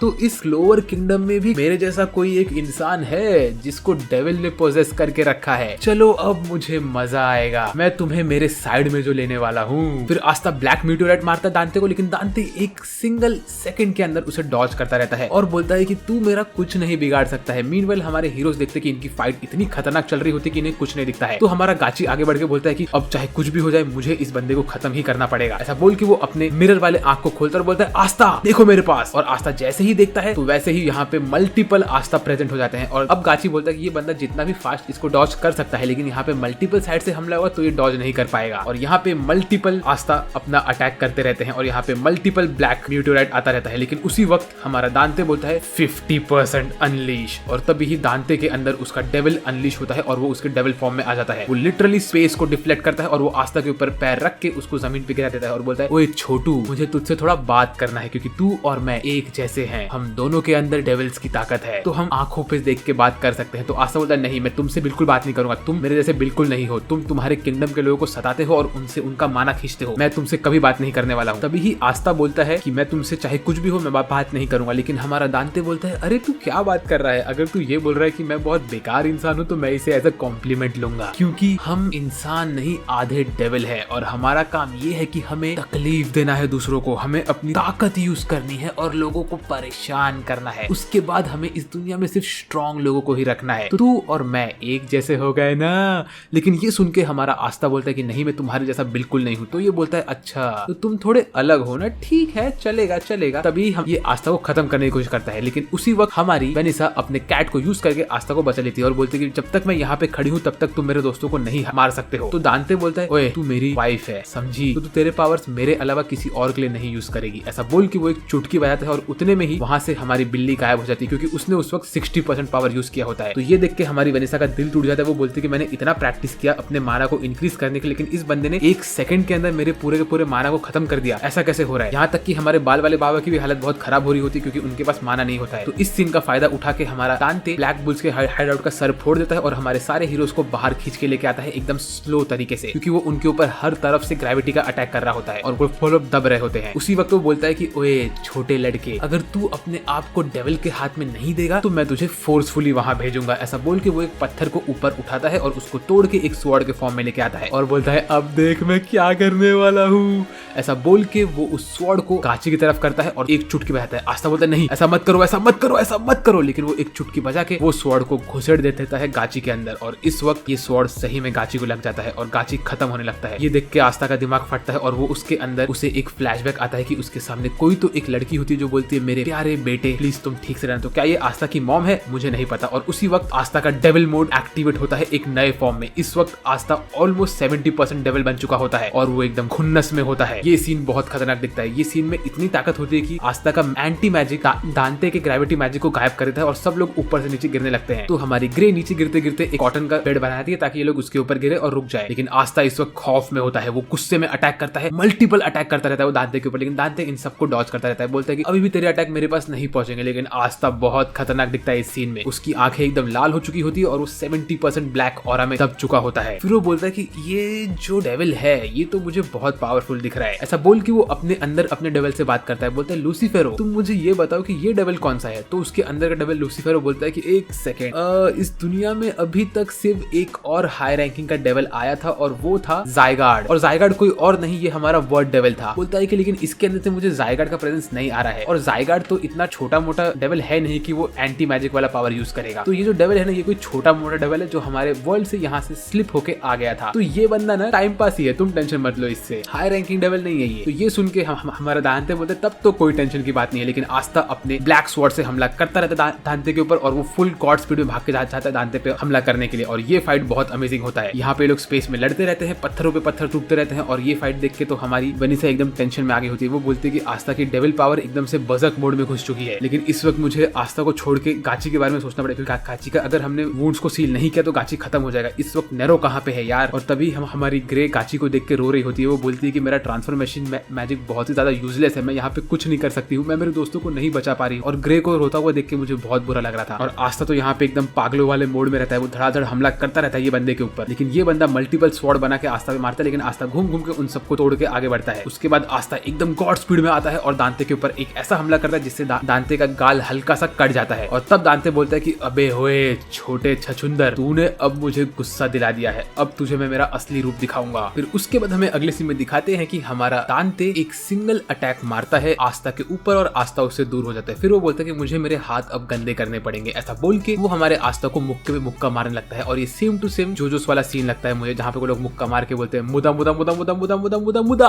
सेम वैसा सीन लगा मुझे। मीनवाइल हमारी ग्रे बहुत रो रही होती है। फिर उसके बाद वो लोग अगले सीन में हमें ग्रे का बैक स्टोरी दिखाते हैं, जहाँ पे ग्रे बचपन से अपनी स्टेप मदर और स्टेप सिस्टर के साथ रहती थी, जहाँ पे उसकी स्टेप सिस्टर्स उसको एकदम बुरा बर्ताव करते थे। वो लोग उसको घर का सारा काम करवाते थे और हमेशा उसको अलग रखते थे, बोलते थे कि तुम बहुत बदसूरत दिखती हो। ये सेम टू सेम सिंड्रेला वाली स्टोरी जैसे काम हो रहा था यहाँ पे। फिर ऐसी ग्रे जब भी अपने एज पे पहुंच जाती है जहाँ पे उसको ग्रीमरोड मिलता है, तो वो ग्रीमरोड लेके आती है और देखती है कि उसका ग्रीमरोड खाली होता है और उसकी बहनें और उसकी स्टेप मदर हमेशा उसकी बेइज्जती करते रहते हैं। तो एक दिन वो लोग बोलते हैं कि अब तुम 5 साल से अपने ग्रीमरोड के ऊपर प्रैक्टिस कर रही हो, तो तुम हमें दिखाओ कि तुम्हें कौन सा मैजिक आ रहा है। तो हमारी ग्रे अपना ट्रांसफॉर्मेशन मैजिक यूज करती है और वो अपने सिस्टर्स में कन्वर्ट हो जाती है। तो ये देख के उसकी बहनें बहुत भड़क जाती है उसके ऊपर, बोलती है कि तू हम लोग को कॉपी कर रही है। हाँ, वो लोग बोलते हैं ये चेहरा हमें हमारे मॉम से मिला है, ये तेरी मॉम नहीं है, चल तुरंत तू वापस से पहले जैसी हो जाए। तो हमारी ग्रे बोलती है कि मैंने अभी जस्ट ये मैजिक सीखा है, मुझे पता नहीं कि मैजिक से कैसे बाहर निकलते। ऐसा बोल के वहां से अपनी जान बचा के भाग जाती है। तो जंगल में ऐसे चलती रहती है, तभी वहां पे कुछ गुंडे आते और बोलते अरे लड़की, तुझे देख के तो मुझे लग रहा है कि तू बहुत अमीर घर से आ रही है, चल तेरे पास जितने भी पैसे हैं वो सब यहाँ पे निकाल। तो हमारी ग्रे बोलती है कि उसके पास कोई पैसे नहीं और वो पीछे पीछे जाने लगती है। तो ये लोग बंदे लोग उसके ऊपर हमला करते हैं, लेकिन उसी वक्त वहाँ पे गाची आता है, अपने मिरर मैजिक के साथ वो इन सबको हरा देता है। तो तब हमें मालूम पड़ता है गाची असल में यहाँ पे इसीलिए आया था क्योंकि उसको मारी ने बोला था इन लोग की हेल्प करने के लिए। तो तभी मारी को देखे हमारी ग्रे शर्माने लगती है और बोलती थैंक यू सो मच। तो मारी और गाची दोनों ही ग्रे को बोलते तुम अभी चुपचाप अपने घर वापस चली जाओ। तो ग्रे बोलती कि नहीं, मैं अपने घर नहीं जा सकती क्योंकि मैं वहां से भाग के आई। तो फिर गाची बोलता है कि अगर ऐसी बात है तो तुम्हें अगर अपने घर भाग जाना चाहिए क्योंकि तुम किसी काम की नहीं हो, लेकिन अगर तुम्हें इस दुनिया में जीना है तो तुम्हें टफ बनना पड़ेगा। ऐसा बोल के गाची वहां से निकल लेता है। फिर उसका ग्रे हमेशा अपने वो मोटे वाले ग्रे वाले रूप में रहती है और वैसे ही वो अपनी जिंदगी जीती रहती थी। तभी एक दिन यामी उसके पास आता है और बोलता है कि तुम बहुत मस्त हो, तुम मेरे ग्रुप में ज्वाइन हो जाओ। तो ग्रे जैसी ब्लैक बुल्स को ज्वाइन करे तो वो देखते कि यहाँ पे हमारा गाची भी होता है। तो गाची को देख के बोलते हैं तो भगवान का ही फेट है कि इस वजह से मैं गाची से मिल सकी यहाँ पे। तो अब से मैं गाची सान के साथ हमेशा रहूंगी और उनकी प्रोटेक्शन करती रहूंगी क्योंकि उन्हें पता नहीं कि उन्होंने कैसे मुझे अनजाने में हेल्प की थी मेरी। फिर उसके बाद हम लोग को ये लोग दिखाते हैं गाची और ग्रे का पूरा स्टोरी स्टार्ट टू एंड के वो लोग कैसे कितनी बार मिले, कैसे गाची और ग्रे के बीच में इंटरेक्शन हुए, ये सब सीन्स। फिर उसके बाद ग्रे बोलती कि मैं गाची को मरने नहीं दूंगी। ऐसा बोल के वो अपने हाथ गाची के ऊपर रखती है और वो उसका ट्रांसफॉर्मेशन मैजिक यूज करके गाची को हील करने लगती है। वो गाची के वुंड को भी रोक देती है और उसका ब्लड लॉस होना बंद हो जाता है। तो ये क्या देख के हमारी वनेसा बोलती है तुम ये मैजिक भी यूज कर सकते हो, तो बहुत अच्छी बात है। ये लोग ऐसे बात करते थे कि उतने में इनके पीछे आस्था ऊपर से नीचे गिरता है और उसके स्वॉर्ड भी गिरते हैं। लेकिन तभी ही दांते यहाँ पे आता है और बोलता है वाओ ये तो बहुत सही है, मैंने एक्सपेक्ट नहीं किया था यहाँ पे दो इतनी सुंदर लड़कियां होंगी जिन लोग को आर्केन लेवल का मैजिक आता होगा। अब ब्लू बाल वाली तू भी मेरी वाइफ बनेगी, अब दोनों लड़कियां मेरी वाइफ हो। ऐसा बोल के ये हमारी ग्रे और तो और वेनेसा के पास आ रहा होता है। लेकिन उसी वक्त वहाँ पे आ जाता है यामी। वो वहाँ पे आके अपने स्वॉर्ड से एक ब्लैक फ्लेम वाला मैजिक मारता है और दांते को रोकता है और बोलता है कि तू कोई भी हो मुझे उससे फर्क नहीं पड़ता, लेकिन तू अपने आप को दूर रखेगा मेरे स्क्वाड से। ऐसा बोल के यामी एकदम गुस्से में होता है। फाइनली यामी यहाँ पे आ गया। फिर हमें अगले सीन में दिखाते हैं कि यामी को यहाँ पे देख के हमारी सारी लड़कियां खुश हो जाती हैं और यामी को देखने के बाद दांते बोलता है अच्छा तो तू ही है ना यामी सूखे हीरो, मुझे तेरी बहुत जरूरत है मेरे डेविल पावर्स के लिए। ऐसा बोल के यामी के ऊपर अपना ग्रेविटी मैजिक यूज करता है और यामी और तो और फिनरल दोनों ही आसमान से नीचे गिरने लगते हैं। लेकिन यामी इसके मैजिक को निगेट करके ग्रेविटी में खड़ा हो जाता है और वो फिनरल को दूर भेजता है। तभी यामी बोलता है कि मेरे पास भी मल्टीपल अटैक्स है। ऐसा बोल के वो ब्लैक होल को क्रिएट करता है। उसके बाद वो ब्लैक मून क्रिएट करता है। इसकी वजह से यामी ने जो ब्लैक मून क्रिएट किया होता है उसके अंदर जो भी लाइट गिर रही होती है वहां पे ग्रेविटी मैजिक काम नहीं करती है। उसके बाद वहां से फिनरल निकलता है। तो फिर ये बंदा अपने पत्थर उठा के दांते यामी के ऊपर मारने लगता है। बाय द वे दांते जो नाम है ना ये मेरे फेवरेट गेम के कैरेक्टर का नाम है। मेरे फेवरेट गेम का नाम है डेविल मे क्राई। ये गेम मुझे बहुत पसंद है, लेकिन ये मेरा one of the favourite game है। मेरे बहुत सारे गेम्स फेवरेट है और इसमें जो मेन कैरेक्टर है उसका नाम दांते। इसीलिए जब मैं बार बार दांते बोल रहा हूं तो मेरे दिमाग में वो गेम का दांते आ रहा है। तो फिर जैसे ही दांते पत्थर फेंकता है यामी के ऊपर तो यामी उसके ऊपर डायमंड से स्लैश मार के उसके पत्थर को तोड़ देता है। तो दांते बोलता है ये बंदा स्पेस को भी काट सकता है, ठीक है तुम तो बहुत इंप्रेसिव हो। ऐसा बोल के दांते यूज करता है gravity magic heavy in fighting gladiator. ऐसा बोल के वो स्वॉर्ड बना के यामी के ऊपर हमला करता है, लेकिन यामी उसके स्वॉर्ड से जंप मार के दांते के ऊपर अपना स्वॉर्ड मारता है। दांते उसको डॉज करता है। फिर उसके यामी और दांते दोनों ही स्वॉर्ड फाइट करते हैं और ये सीन बहुत सही रहता है। तभी ही दांते बोलता है कि ओए यामी मुझे तेरी बहुत जरूरत है क्योंकि तू मेरे लिए एक ही का काम करेगा अंडरवर्ल्ड को ये रियल वर्ल्ड से ज्वाइन करने में। और तो और तुझे यहाँ से लेके जाने के बाद मैं वो दोनों आर्केन लेवल वाली लड़कियों को भी यहाँ से लेके जाऊंगा क्योंकि वो दोनों मेरी वाइफ बनेगी। ऐसा बोल के वो हवा में नाचने लगता है और यहाँ से वहां जाने लगता है। तो यामी अपने आप को कॉन्सेंट्रेशन में लेके आता है और वो कॉन्सेंट्रेशन में लाके खुद को यूज करता है डार्क क्लोक्ड ईआई स्लैश। ये अटैक से वो दांते के ऊपर हमला करता है और दांते कट भी जाता है। तो इसका ये मतलब है कि यामी ने डेफिनेटली दांते को हरा दिया। तो उसने स्पेड किंगडम के किंग को तो हरा दिया। तो क्या यहाँ पे स्टोरी खत्म होने वाली है? रॉन्ग। अगले सीन में हमें दिखाते हैं कि हमारे हार्ट किंगडम के अंदर हर जगह आग लगी हुई होती है और हमारे बहुत सारे स्पिरिट गार्डियंस भी घायल होकर पड़े होते हैं क्योंकि इन लोग के ऊपर डार्क डिसाइपल लोगों ने अटैक अटैक किया होता है। तभी गाजा बोलता है कि मुझे जाके मेरे इन दोस्तों की मदद करनी पड़ेगी। ऐसा बोल के गाजा वहां से निकल लेता है। तो फिर इन सबको देखने का लोरोपेस्का बोलते हैं ये लोग बहुत ही ज्यादा पावरफुल है। मिमोसा और नोवेल तुम लोग फटाक से लक और तो और लियो को कांटेक्ट करो और उनको बोलो कि वो लोग वापस से यहाँ पे आ जाए, वो लोग इनसे नहीं लड़ सकते हैं। लेकिन हमारी गर्ल्स बोलते हैं कि ऐसा नहीं हो सकता, वो लोग डेफिनेटली इनसे लड़ सकते हैं, तुम टेंशन मत लो। फिर हमें अगले सीन में दिखाते हैं कि हमारा विंड वाला स्पिरिट गार्डियन एकदम जख्म होकर पड़ा होता है और उसके सामने ये मोटू होता है जो अपने डेविल फॉर्म में होता है। ये बोलता है कि मैं लेडी वेनिका का सबसे फेवरेट हूँ। ऐसा बोल के ये बोल रहा है क्योंकि इसका रीजन ये है कि मैं 50% डेविल पावर को बाहर निकाल सकता हूँ। मेरा नाम है द ग्रेट सेवेकिनी करतारपुत्रा।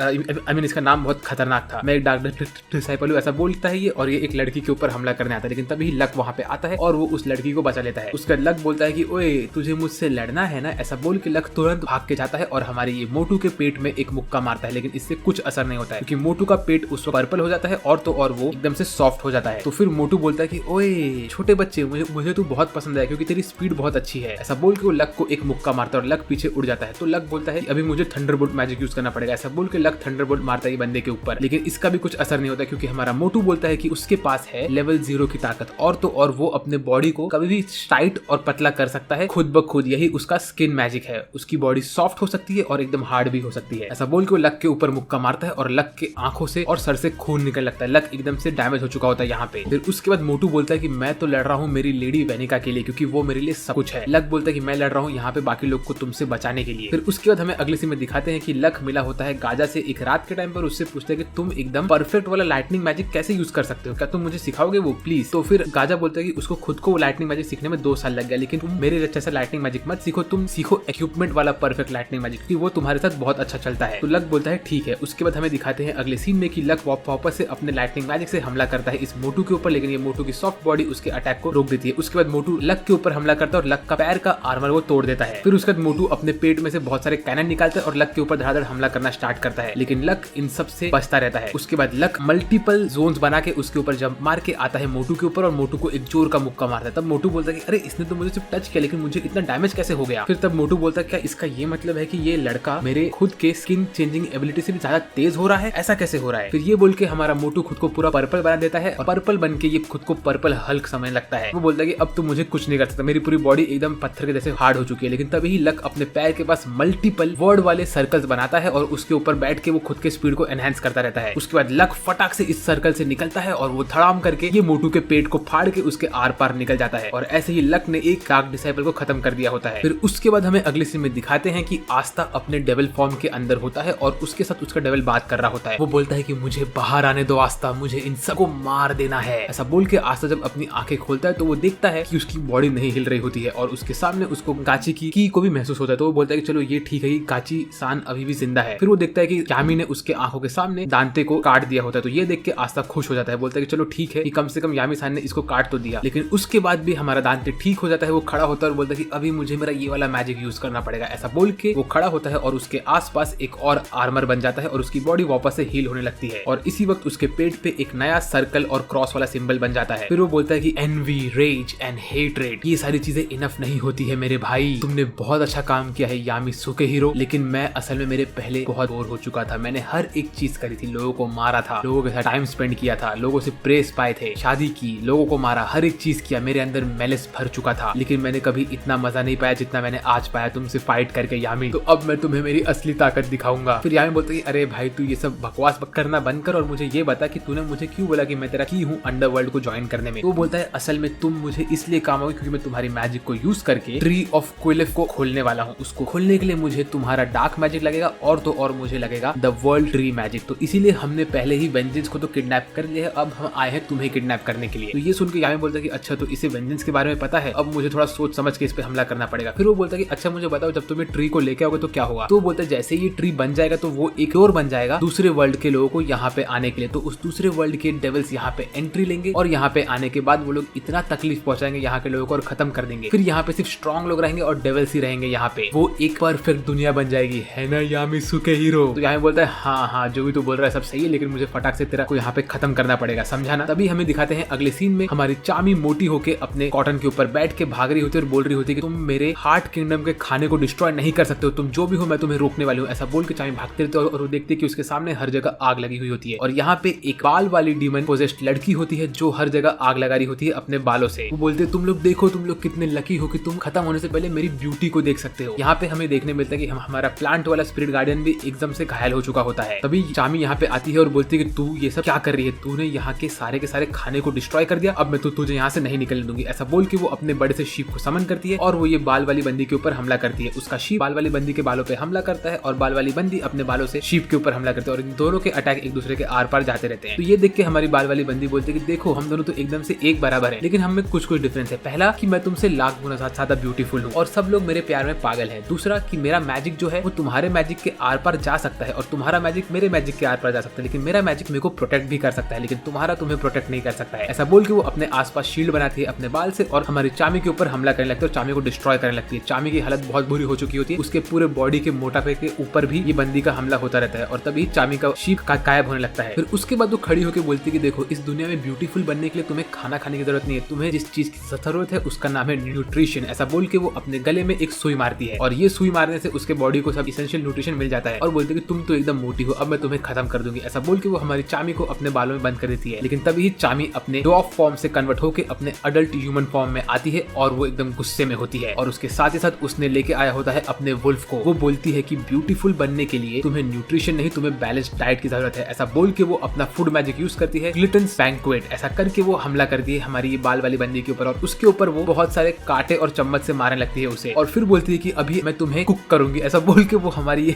डीमन के ऊपर बार बार नमक डालती है और उसको पकाने लगती है। ये वाला सीन मुझे बहुत फनी लगा था, मतलब लिटरली वो हमारी ये बाल वाली लड़की के ऊपर खाना बना रही थी, उस पे वो उसको तवे में फ्राई करती है, फिर उसके बालों को नूडल्स की तरह जमा के वो एकदम से तवे के अंदर रखती है। भाई ये सीन तो बहुत कॉमेडी लग रहा था मुझे तो। फिर उसके बाद वो उसको मस्त तवे में रखती है और उसका जो वुल्फ होता है वो इस लड़की को खाना स्टार्ट करता है और उसके सारे के सारे बाल खा लेता है और ये लड़की टकली हो जाती है। टकली नहीं होती, इसके हल्के फुल्के बाल बचते हैं। फिर चामी ऊपर आती है और वो उसके ऊपर मुदा मुदा मुदा मुदा मुदा मुदा मुदा बोल के मुक्के मारने लगती है उसको और धड़ाधड़ खत्म करती है उसको और ऐसे ही हमारी ये लड़की की सारी ब्यूटी निकल जाती है और उसके दांत तक उड़ जाते हैं। फिर चामी बोलती है कि तुम्हें ब्यूटीफुल बनने के लिए एक वेल बैलेंस्ड डाइट की जरूरत है। उसके बाद सब लोग चामी का वाह करते हैं। उसके बाद हमें अगले सीन में दिखाते हैं कि हमारा जो फायर वाला स्पिरिट गार्डियन होता है वो पूरी तरह से डिस्ट्रॉय हो चुका होता है और यहाँ पे लियो पहुंचता है और इस बंदे ने लियो को ट्रेन किया होता है। तो लियो बोलता है कि मैं उसको नहीं छोड़ूंगा जिसने मेरे मास्टर की ऐसी हालत की है। तभी हमें दिखाते हैं कि लियो के आसपास बहुत सारे आई बॉल्स घूम रहे होते हैं और लियो के ऊपर एक ब्लू कलर का अटैक आके पड़ता है। ये वाला सीन बहुत खतरनाक रहता है कि हर जगह से आई बॉल्स घूम रहे होते हैं। तभी हमें दिखता है कि दूर बैठ के एक बंदा इन सब आई बॉल्स को कंट्रोल कर रहा होता है और वो लियो के ऊपर हमला कर रहा होता है अपने ब्लू मैजिक से। वो बोलता है कि मैंने इस पूरे एरिया को अपने आई बॉल से कवर कर दिया है, मैं हूँ द डार्क डिसाइपल का सिल्वर ब्लैक आंख वाला बंदा और मैं इस पूरे जगह पे अपने आई बॉल से देख सकता हूँ कि कौन कहाँ पे है और तुम्हारे मसल मूवमेंट से भी मैं समझ सकता हूँ कि तुम कहाँ पे जाने वाले हो। उसके बाद मैं दूर से बैठकर तुम्हें स्नाइप कर सकता हूँ, मुझे आज तक किसी ने भी नहीं हराया है और मैं कभी मिस नहीं कर सकता। ऐसा बोल के वो लियो के ऊपर धड़ाधड़ हमले करता रहता है। तभी लियो देखता है कि उसके मास्टर गिरे हुए होते हैं और उसको उसके मास्टर की बातें याद आती है। तो वो खड़ा होकर एक जगह पे अपना वर्ड मैजिक यूज करता है और एक बड़ा सा फ्लेम मारता है। ये फ्लेम वो डायरेक्टली हमारे स्नाइपर बॉय के ऊपर मारता है, लेकिन इस वक्त स्नाइपर बॉय ये फ्लेम की वजह से उस फ्लेम को डॉज करता है और वो लियो के ऊपर थोड़ा लेट अटैक करता है। तो लियो समझ जाता है कि ये बंदा डेफिनेटली मेरे अटैक को डॉज कर रहा है और उसके बाद अटैक कर रहा है, तो मैं इसके ऊपर अटैक करता रहूंगा। ऐसा बोल के लियो स्नाइपर बॉय के ऊपर हमला करता रहता है और स्नाइपर बॉय धीरे धीरे पीछे जाता रहता है, लेकिन वो लियो के साथ सेम डिस्टेंस मेंटेन करके रखता है ताकि वो लियो के ऊपर हमला कर पाए। फिर वो बोलता है कि आज तक मैंने कभी किसी भी बैटल में एक खरोच तक नहीं खाई है, मुझे आज तक किसी ने टच भी नहीं किया क्योंकि मैं इतना परफेक्ट स्नाइपर हूँ। ऐसा बोल के लियो के ऊपर मल्टीपल अटैक्स करता था। फिर अगली सीन में वो देखता है कि वहां से लियो गायब हो चुका होता है क्योंकि इस वक्त लियो ने इस बंदे के पूरा आसपास एक बहुत बड़ा सा मैजिकल सर्कल बना दिया होता है जिसकी वजह से वो ये बंदे को कैरी कर पा रहा होता है और वो बोलता है कि अब तेरी आंखें वाली एबिलिटी एकदम से यूजलेस है। ऐसा बोल के वो उसका फ्लेम मैजिक मारता है क्रिम्सन इरप्शन, जो कि ये पूरे के पूरे एरिया में आग लग जाती है और हमारा ये स्नाइपर बॉय जलने लगता है और तब हमें मालूम पड़ता है लियो की असली ताकत। स्नाइपर बॉय बोलता है कि बाप रे, मैं कभी पहले बैटल में मैंने कभी मार नहीं खाया, लेकिन इस बार मेरे ऊपर इतना हमला हो रहा है, मुझे बचाओ, मुझे दर्द नहीं सहना है। ऐसा करके चिल्लाने लगता है और तभी लियो यहाँ पे आता है और बोलता है कि अगर तुझे बैटल में डर लगता है तो कभी भी लड़ने का नहीं किसी से। ऐसा बोल के लियो इसके ऊपर हमला करता है और स्नाइपर बॉय को वहीं पे खत्म कर देता है। मीनवेल हमें अगले सीन में दिखाते हैं कि काजा ने भी अपने जगह पे पहुंच के वहां के लोगों को हरा दिया होता है। फिर हमें अगले सीन में दिखाते हैं कि लोरो पेच का बोलते हैं कि अभी सारे के सारे डार्क डिसाइबल्स खत्म हो चुके हैं और हम लोग इस वक्त काइंड ऑफ सेफ है। ये देख के नोवेल भी खुश हो जाती है, लेकिन उतने में सब लोग एक दूसरे को चेयर कर रहे होते हैं। वहां पे सब लोग खुश रहते हैं, लेकिन इनके सामने एक दीवार टूटता है और उसके अंदर से निकलता है ये मोटे जीव वाला बंदा। इसको देख के हमारी मिमोसा बोलती है कि हमें पता था कि तुम यहाँ पे आने वाले हो। ऐसा बोल के वो अपना प्लांट मैजिक यूज करती है और मोटे जीव वाले बंदे को वहीं पे जला के खत्म कर देती है और इस वक्त हमारी मर्मेड भी बहुत गुस्से में होती है। तो फिर मिमोसा और नोवेल दोनों ही लोरो पेचका को थैंक यू बोलते हैं कि तुम्हारी वजह से हमें पता था कि यहाँ पे आने वाला है। लेकिन इसके बाद जो होता है वो बहुत खतरनाक होता है क्योंकि यहाँ पे आती है बेनिका। यहाँ पे आके बोलती है मेरी प्यारी लोरो पेचका, तुम कैसी हो, हम बहुत टाइम बाद मिल रहे हैं, चलो हम खेलते हैं। और इस सीन में बेनिका को देख के सब लोग एकदम से गुस्से में होते हैं। उसके बाद हमें अगले सीन में दिखाते हैं कि स्पेड किंगडम में कुछ ऐसे ही सोल्जर्स लोग अंदर ही घूम रहे होते हैं और तभी वो लोग बोलते हैं कि उन्हें ऐसा लग रहा है कि उनके किंगडम के अंदर कोई ना कोई स्पाई घूम रहा है, तो वो लोग ऐसे ही घूमते रहते हैं। उसके बाद हमें अगले सीन में दिखाते हैं कि एक बंदा स्पेड किंगडम के सारे डॉक्यूमेंट्स पढ़ रहा होता है और उसमें से एक डॉक्यूमेंट पे वो ट्री ऑफ क्विलिथ भी दिख रहा होता है हमें। तो ये सब डॉक्यूमेंट पढ़ के बोलता है ओके मुझे पता चल गया, ऐसा बोल के वहां से निकलने वाला होता है। तभी वहां पे पीछे एक बंदा आता है और बोलता है कि तुम हमारे लॉर्ड दांते के रूम में क्या कर रहे हो। तो ये बंदा उसको देख के स्माइल करता है और वहां से गायब हो जाता है। लेकिन जैसे ही ये गायब होता है तो हमें हल्का सा दिखाते हैं कि ये वापस से पीछे से आके उस बंदे को उसका पैर पकड़ के जमीन के अंदर घुसेड़ देता है और फिर ये वापस से आगे आता है और उसके बाद हमें दिखता है कि इसके पास ब्लैक बुल्स का रोब होता है। तो क्या ये बंदा ब्लैक बुल्स का बंदा है, मुझे नहीं पता। फिर हमें अगले सीन में दिखाते हैं कि हमारी वेनिका यहाँ पे आ चुकी होती है और वो हमारी गर्ल्स को बोलती है कि तुम लोग कैसी हो,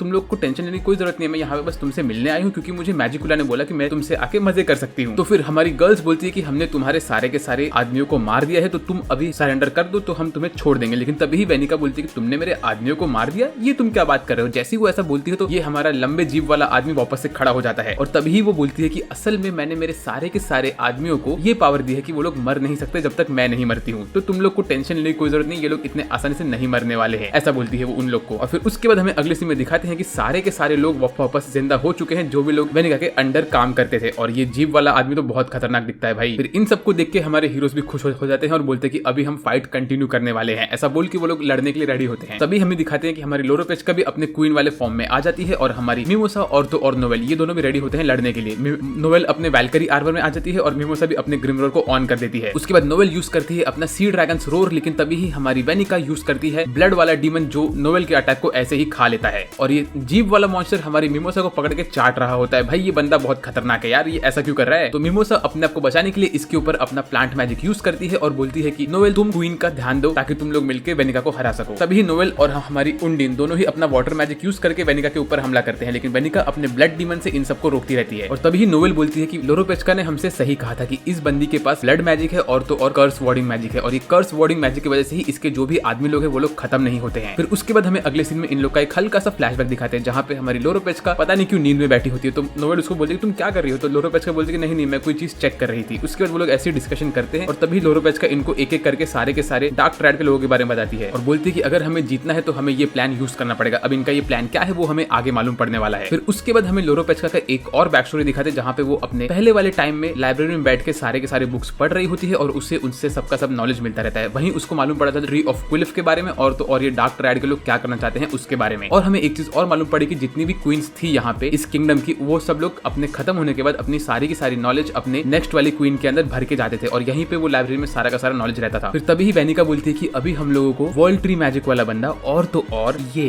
डार्क मैजिक वाला बंदा मिल गया है, अभी हम इन दोनों को यूज करेंगे और ट्री ऑफ क्विलिफ को रिवाइव करेंगे। उसके बाद अंडरवर्ल्ड और ह्यूमन वर्ल्ड दोनों ही एक साथ जुड़ जाएंगे और फिर होगी तबाही ही तबाही और वो लोग 90% ह्यूमंस को मार देंगे ऐसे ही इस कॉन्टिनेंट पे और हम लोग यही चाहते हैं। फिर उसके बाद वेनिका अपना ब्लड मैजिक यूज करके खुद के बॉडी के ऊपर अपना ब्लड भर देती है। फिर इसी वक्त हमारी उंडिन और तो और हमारी क्वीन दोनों ही मिलके अपना वाटर मैजिक यूज करते हैं और माना मेथड यूज करके यहाँ पे हर जगह पे वाटर भर देते हैं और बोलते हैं कि ये वाटर मैजिक की वजह से अभी वेनिका का मैजिक एकदम से वीक हो जाएगा और तो और नोवेल का मैजिक बहुत पावर अप हो जाएगा, तो इसका हमें कोई टेंशन लेने की जरूरत नहीं है, अब नोवेल आराम से बैठ के इस पे हमला कर सके। उसके बाद वो लोग हमें नोवेल का ट्रेनिंग दिखाते हैं जहाँ पे वो लोग ये दिखाते हैं कि नोवेल हमारी मर्मेड के मैजिक के अंदर अपने वैल्करी आर्मर को इंप्रूव करती रहती है और इससे उसको ये मालूम पड़ता है कि जितना वो अपने वैल्करी आर्मर को कम करेगी उतना ही उसका स्पीड बढ़ जाएगा मर्मेड के पानी के अंदर। तो वो अपने आर्मर को चेंज करती है और उसके साथ साथ वो अपने पैरों को भी चेंज करती है और उसके पैर लिटरली एक मर्मेड के पैर के जैसे बन जाते हैं और ये नोवेल का नया फॉर्म बहुत ही ज्यादा ब्यूटीफुल रहता है। इसमें उसने बहुत कम आर्मर पहना होता है लेकिन ये उसका नया वैल्करी आर्मर मर्मेड फॉर्म होता है जिसमें उसके पैर असल में एक मछली की तरह दिखते हैं। तो क्या नोवेल एक मर्मेड है, मुझे नहीं पता। फिर नोवेल इस फॉर्म में आने के बाद तुरंत भाग के जाती है और वेनिका के ऊपर अपने स्पीयर से हमला करती है और ये वाला अटैक बहुत खतरनाक लगता है वेनिका को। इसमें नोवेल बहुत खतरनाक दिखती है, यहाँ तक कि वेनिका के मुंह से खून निकलने लगता है, लेकिन तभी वेनिका बोलती है तुम भूल गई कि मेरे पास तो ब्लड मैजिक है, ऐसा बोल के वो स्माइल करती रहती है। फिर ऐसा बोल के वो अपना 50% डबल पावर बाहर निकालती है और हमारी नोवेल के ऊपर हमला करती है, लेकिन नोवेल इस अटैक को डॉज करके वहां से भागने निकलती है। तो उसके बाद वेनिका अपने आप को 51% पे लाके हमला करती है और नोवेल उसको भी डॉज करती है, लेकिन वो बोलती है कि इसने सिर्फ 1% इसका ताकत ऊपर किया है तो भी ये इतनी पावरफुल हो गई है, अब मैं क्या करूं। ऐसे करके वो धीरे धीरे करके 1% ऊपर करती रहती है। तभी नोवेल उससे बोलती है कि तुम वही हो ना जिसने मेरी मॉम को मारा था, ऐसा बोल के नोवेल उसको कॉन्फ्रंट करते हैं और इसमें नोवेल और वेनिका दोनों ही एक दूसरे के साथ क्लैश करते हैं और ये वाला सीन बहुत खतरनाक होता है। नोवेल का पूरा ब्लू एनर्जी पानी वाला यहाँ पे दिखता है और वेनिका का पूरा ब्लड वाला एनर्जी राइट साइड पे दिखता है। बहुत सही सीन होता है ये वाला। तभी वेनिका बोलती है मुझे कोई फर्क नहीं पड़ता कि पास्ट में मैं किससे मिली या किसी से नहीं मिली क्योंकि मेरा एज बढ़ता ही नहीं है, इसीलिए मुझे कुछ याद नहीं रहता है। मीनवेल हमें दिखाते हैं कि ये जीप वाला बंदा हमारी मिमोसा को चाटने की कोशिश कर रहा होता है। भाई तू ऐसा क्यों कर रहा है, तेरे को आस्था बहुत मारेगा अगर तू आस्था की एक गर्लफ्रेंड के ऊपर हमला करेगा तो। तभी ये लोग हमें वापस से नोवेल और मिमोसा का ट्रेनिंग का सीन दिखाते हैं, जहाँ पे नोवेल और मिमोसा दोनों ही बहुत ट्रेनिंग करते रहते हैं। उसके बाद वो लोग लोरोपेचका से मिलते हैं और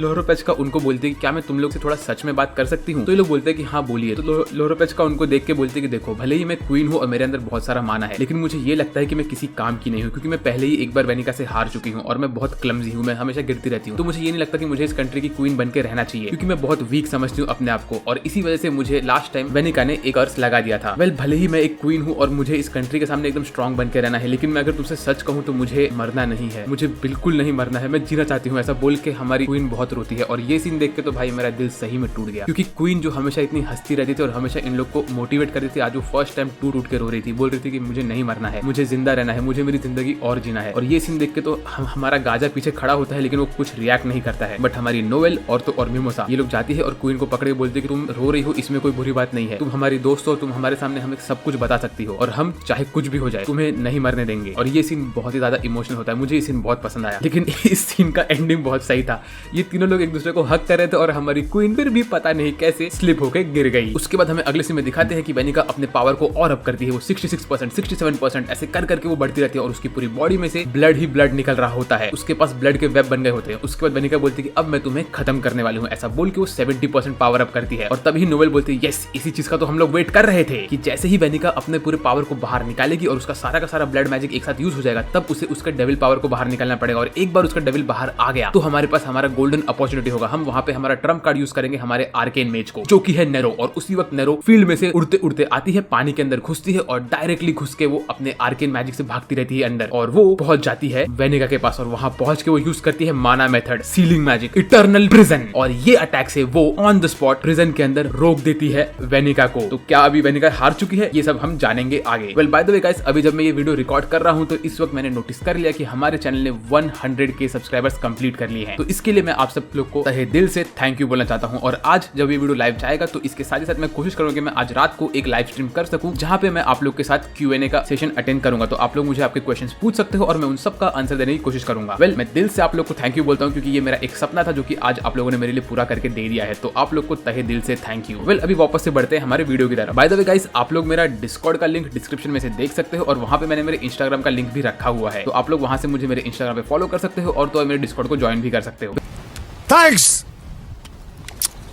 लव यू। फिर उसके बाद नेरो बोलती कि यस, मैंने फाइनली मैजिकुला को सील कर दिया है, अभी लोरोपेचा का कर्स निकल जाना चाहिए। लेकिन तभी हमें देखने मिलता है कि लोरोपेचा का कर्स नहीं निकलता है और इस वक्त हमारी नेरो एकदम से खौफ में होती है, क्योंकि ये बंदी वेनिका अपना सारा का सारा ब्लड मैजिक और तो और कर्स वर्डिंग मैजिक एक साथ यूज करती है और वो हमारी नेरो को अपने पर्पल वाले कर्स में रोक देती है। और उसी के साथ साथ लोरोपेचा की भी हालत खराब हो जाती है, हर जगह ब्लड फटता है और यहाँ पे ब्लड की बारिश होती है जो एकदम से खतरनाक दिखता है। और हमारे जीव वाला मॉन्स्टर वापस से मिमोसा को चाटने लगता है, भाई तू क्या कर रहा है यार। लेकिन तभी ही मिमोसा वापस से अपना प्लांट मैजिक यूज करती है और इसको रोकने की कोशिश करती है। उसके बाद हमें अगले सीन में दिखाते हैं कि हमारी नोवेल और नेरो दोनों ही एकदम से हार के बेहोश होकर जमीन पे पड़े होते हैं ब्लड के अंदर। और उस वक्त फाइनली वेनिका अपने हाफ डीमन फॉर्म में आ जाती है और इस वक्त उसका एक साइड कंट्रोल कर रही होती है मैजिकुला और एक साइड कंट्रोल कर रही होती है वेनिका खुद। और ये सीन में वेनिका बहुत ही ज्यादा खतरनाक दिखती है। तो अभी मुझे लग रहा है कि ये इतने जल्दी नहीं हारने वाली है। फिर यहाँ पे आने के बाद मैजिकुला बोलती है कि तुमने तो मुझे ऑलमोस्ट सील कर ही दिया था छोटी बच्ची, अगर तुमने मुझे मेरा 70% पावर नहीं यूज करने दिया होता तो मैं पूरी तरह से सील हो चुकी होती। लेकिन जैसे ही तुमने 70% पावर यूज किया वैसे ही मैं एक्टिवेट हो गई थी, और एक बार मैं एक्टिवेट हो गई तो मेरे एबिलिटीज भी यहाँ पे आ गए थे, जिस वजह से तुम्हारी ताकत थोड़ी सी कमजोर हो गई। लेकिन इससे कुछ नहीं होता, वैसे भी मैं तुम सब लोग को मारने ही वाली थी, तो तुम लोग एक सिंगल अटैक में ही मर गए। जरा देखो तो अपनी ये वाटर स्पिरिट के पास, इसके ऊपर तो मेरा कर्स पड़ चुका है और अब ये खत्म हो जाएगी। वेल ये पहली बार है जब मैं किसी स्पिरिट को कर्स कर रही हूँ, तो मुझे बहुत अच्छा लग रहा है। मैंने आज के पहले कभी किसी स्पिरिट को देखा भी नहीं था कर्स करके,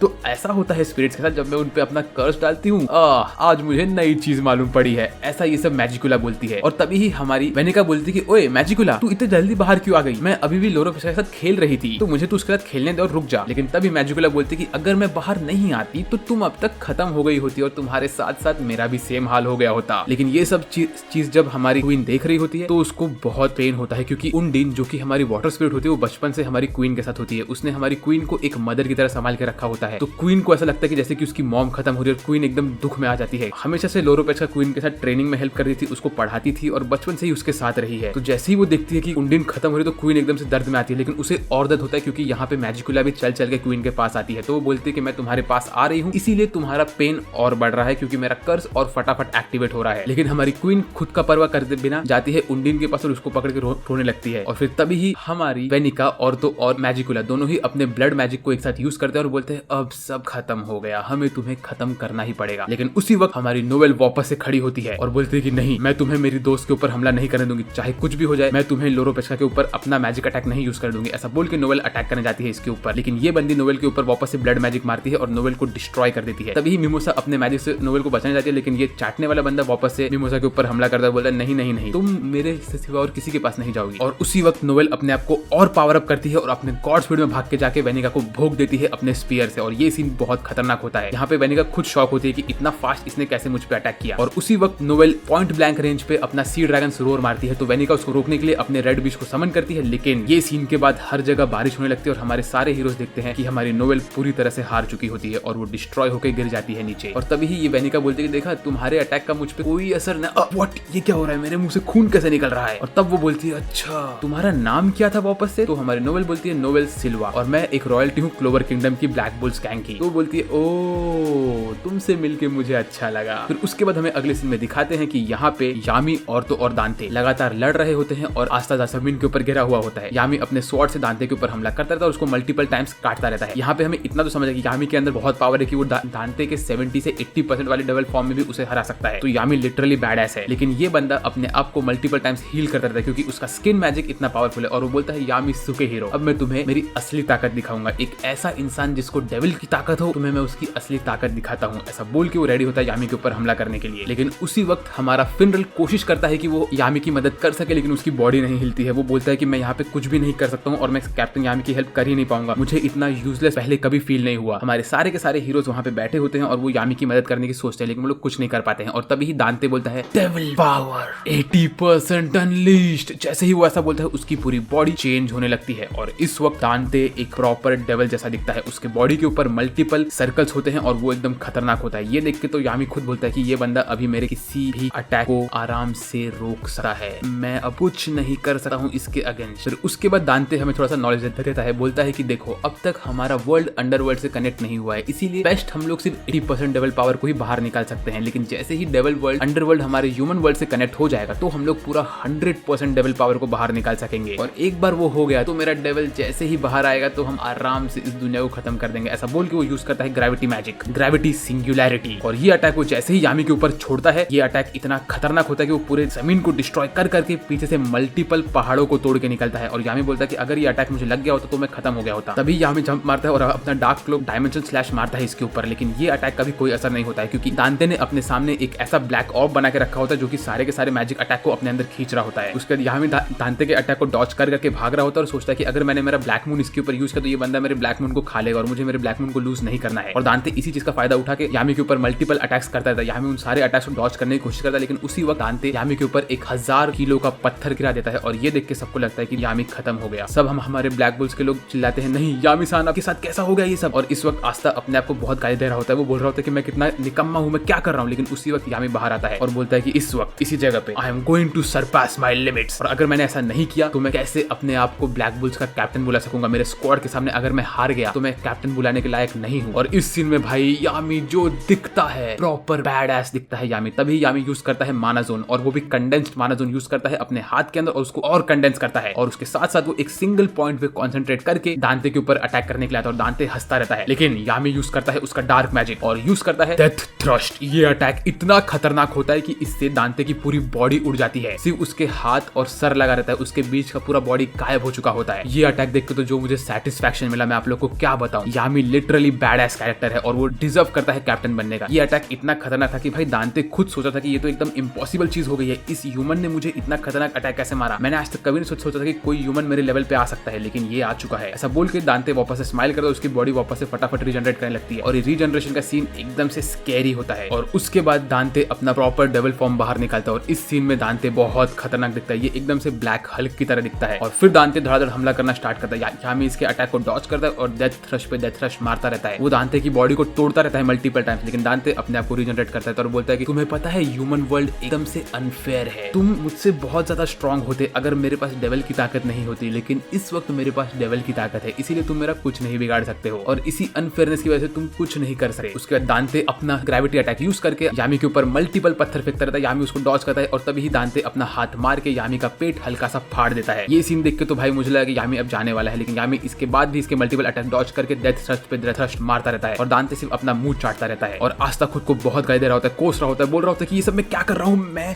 यहाँ पे लेटा हुआ क्यों हूँ, यहाँ मेरे कैप्टन अपने आप जान की बाजी लगा के हम लोग को बचा रहे हैं और मैं सिर्फ यहाँ पे लेट सकता हूँ, मैं ऊपर खड़ा होकर उनकी हेल्प नहीं कर सकता, ये बॉडी इतनी खराब क्यों है, मुझे समझ नहीं आ रहा, मुझे कैसे भी करके इधर जाके कैप्टन यामी की मदद करनी पड़ेगी। वो अपने आप को बहुत कोस रहा होता है और यामी हर एक अटैक डॉज कर रहा होता है। इस सीन में मुझे मालूम पड़ा था कि आस्था अपने को कितना गाली दे रहा है। लिटरली हम लोग को देखने को मिल रहा था कि आस्था खुद को कोसे जा रहा है क्योंकि वो देख रहा है कि उसके कैप्टन जो उसके लिए हर एक चीज थे वो वहां पे हार रहे हैं, वो कुछ नहीं कर पा रहे हैं, उनकी बॉडी से खून पे खून बह रहा है और उनके ऊपर एक मॉन्स्टर हमले पे हमला किया जा रहा है। और तभी ही जो होता है भाई, ये एक सेंटेंस सुन के मेरे दिल को इतना सेटिस्फेक्शन मिला। यामी बोलता है, ओए आस्था, ये फाइट में तेरे बगैर नहीं लड़ सकता हूँ, आजा मुझे बैकअप दे दे। और तभी आस्था के दिमाग में बहुत सारे फ्लैशबैक आते हैं कि अब तक यामी ने उसे कभी उसके नाम से नहीं बुलाया था। हर बार यामी उसे ओए छोटे लड़के, ओए छोटे लड़के, ओए गधे, ओए ढक्कन ऐसे करके ही बुला था, लेकिन पहली बार यामी ने आस्था को आस्था के नाम से बुलाया और बोला कि तुम मेरी मदद करो। और ये सुन के भाई आस्था के अंदर जो एनर्जी आई थी, मतलब आस्था 1 मिली सेकंड के अंदर अपने प्रॉपर फॉर्म में आके खड़ा हो गया यामी के साथ और बोला, यस यामी सर मैं यहाँ पे खड़ा हूँ। और अब जो मजा आने वाला है, क्योंकि अभी होगा आस्था एंड यामी वर्सेस दांते अपने डेविल फॉर्म में। ये फाइट तो भाई देखने लायक होने वाली है। उसके बाद हमारे दोनों के दोनों हीरोज चार्ज अप करते हैं दांते के ऊपर हमला करने के लिए और दांते हंसता रहता है उनको देख के। ये वाला फ्रेम मुझे बहुत पसंद है, जहाँ पे दांते खड़ा है लेफ्ट साइड पे और हमारे हीरोज उसके ऊपर अटैक कर रहे हैं। ये एक प्रॉपर वीडियो गेम का फाइनल बॉस का फ्रेम दिख रहा है। फिर उसके बाद हमें अगले सीन में दिखाते हैं कि हमारी वेनिका अपनी मैजिकुला को बोलती है कि ओए मैजिकुला 2 मिनट रुक जा, मेरे पास एक अच्छा आइडिया आया है। हम लोग ना लोरोपेस्का को मारेंगे नहीं, हम उसे लेके जाएंगे अपने स्पेड किंगडम में। ऐसा बोल के वो लोरोपेस्का को लेके वहां से निकल रही होती है और तभी नोवेल खड़ी होती है, बोलती है नहीं, लेकिन ये घूम के बोलती है कि हाँ तुम्हारा नाम था नोवेल सिल्वा है ना, तुम्हारे जैसी एक लड़की से मैं बहुत साल पहले लड़ी थी, उसका नाम शायद से आसियर था और उसने भी सेम तुम्हारे जैसी दिखती थी और उसके पास भी सेम आर्मर था, बस उसका आर्मर सिल्वर कलर का था। तो वो क्या तुम्हारे जान पहचान की थी?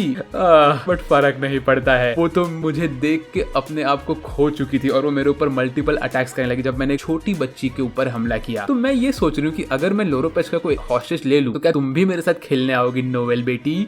ऐसे बोल के ये हंसने लगती है और तभी नोवेल गुस्से में खड़ी होती है। लेकिन उसी वक्त हमारी वेनिका हवा में उड़ती है और बोलती है अब वैसे भी मेरा यहाँ से मन उठ चुका है तो मैं यहाँ से निकल रही हूँ। ऐसा बोल के वो हवा में उड़ने लगती है और वो अपना ब्लड मैजिक को गायब कर देती है। लेकिन जाने के पहले वो बोलती है कि अब मेरे पास लोरोपेस्का तो आ चुकी है तो मुझे मेरे चंगू मंगू की जरूरत नहीं है। ऐसा बोल के वो उसके सारे के सारे साथियों को बोलती है तुम सबका थैंक यू सो मच, तुम लोग ने मेरी बहुत मदद की, बट अभी ये बाय बाय बोलने का टाइम आ गया है तो तुम लोग भाड़ में जाओ।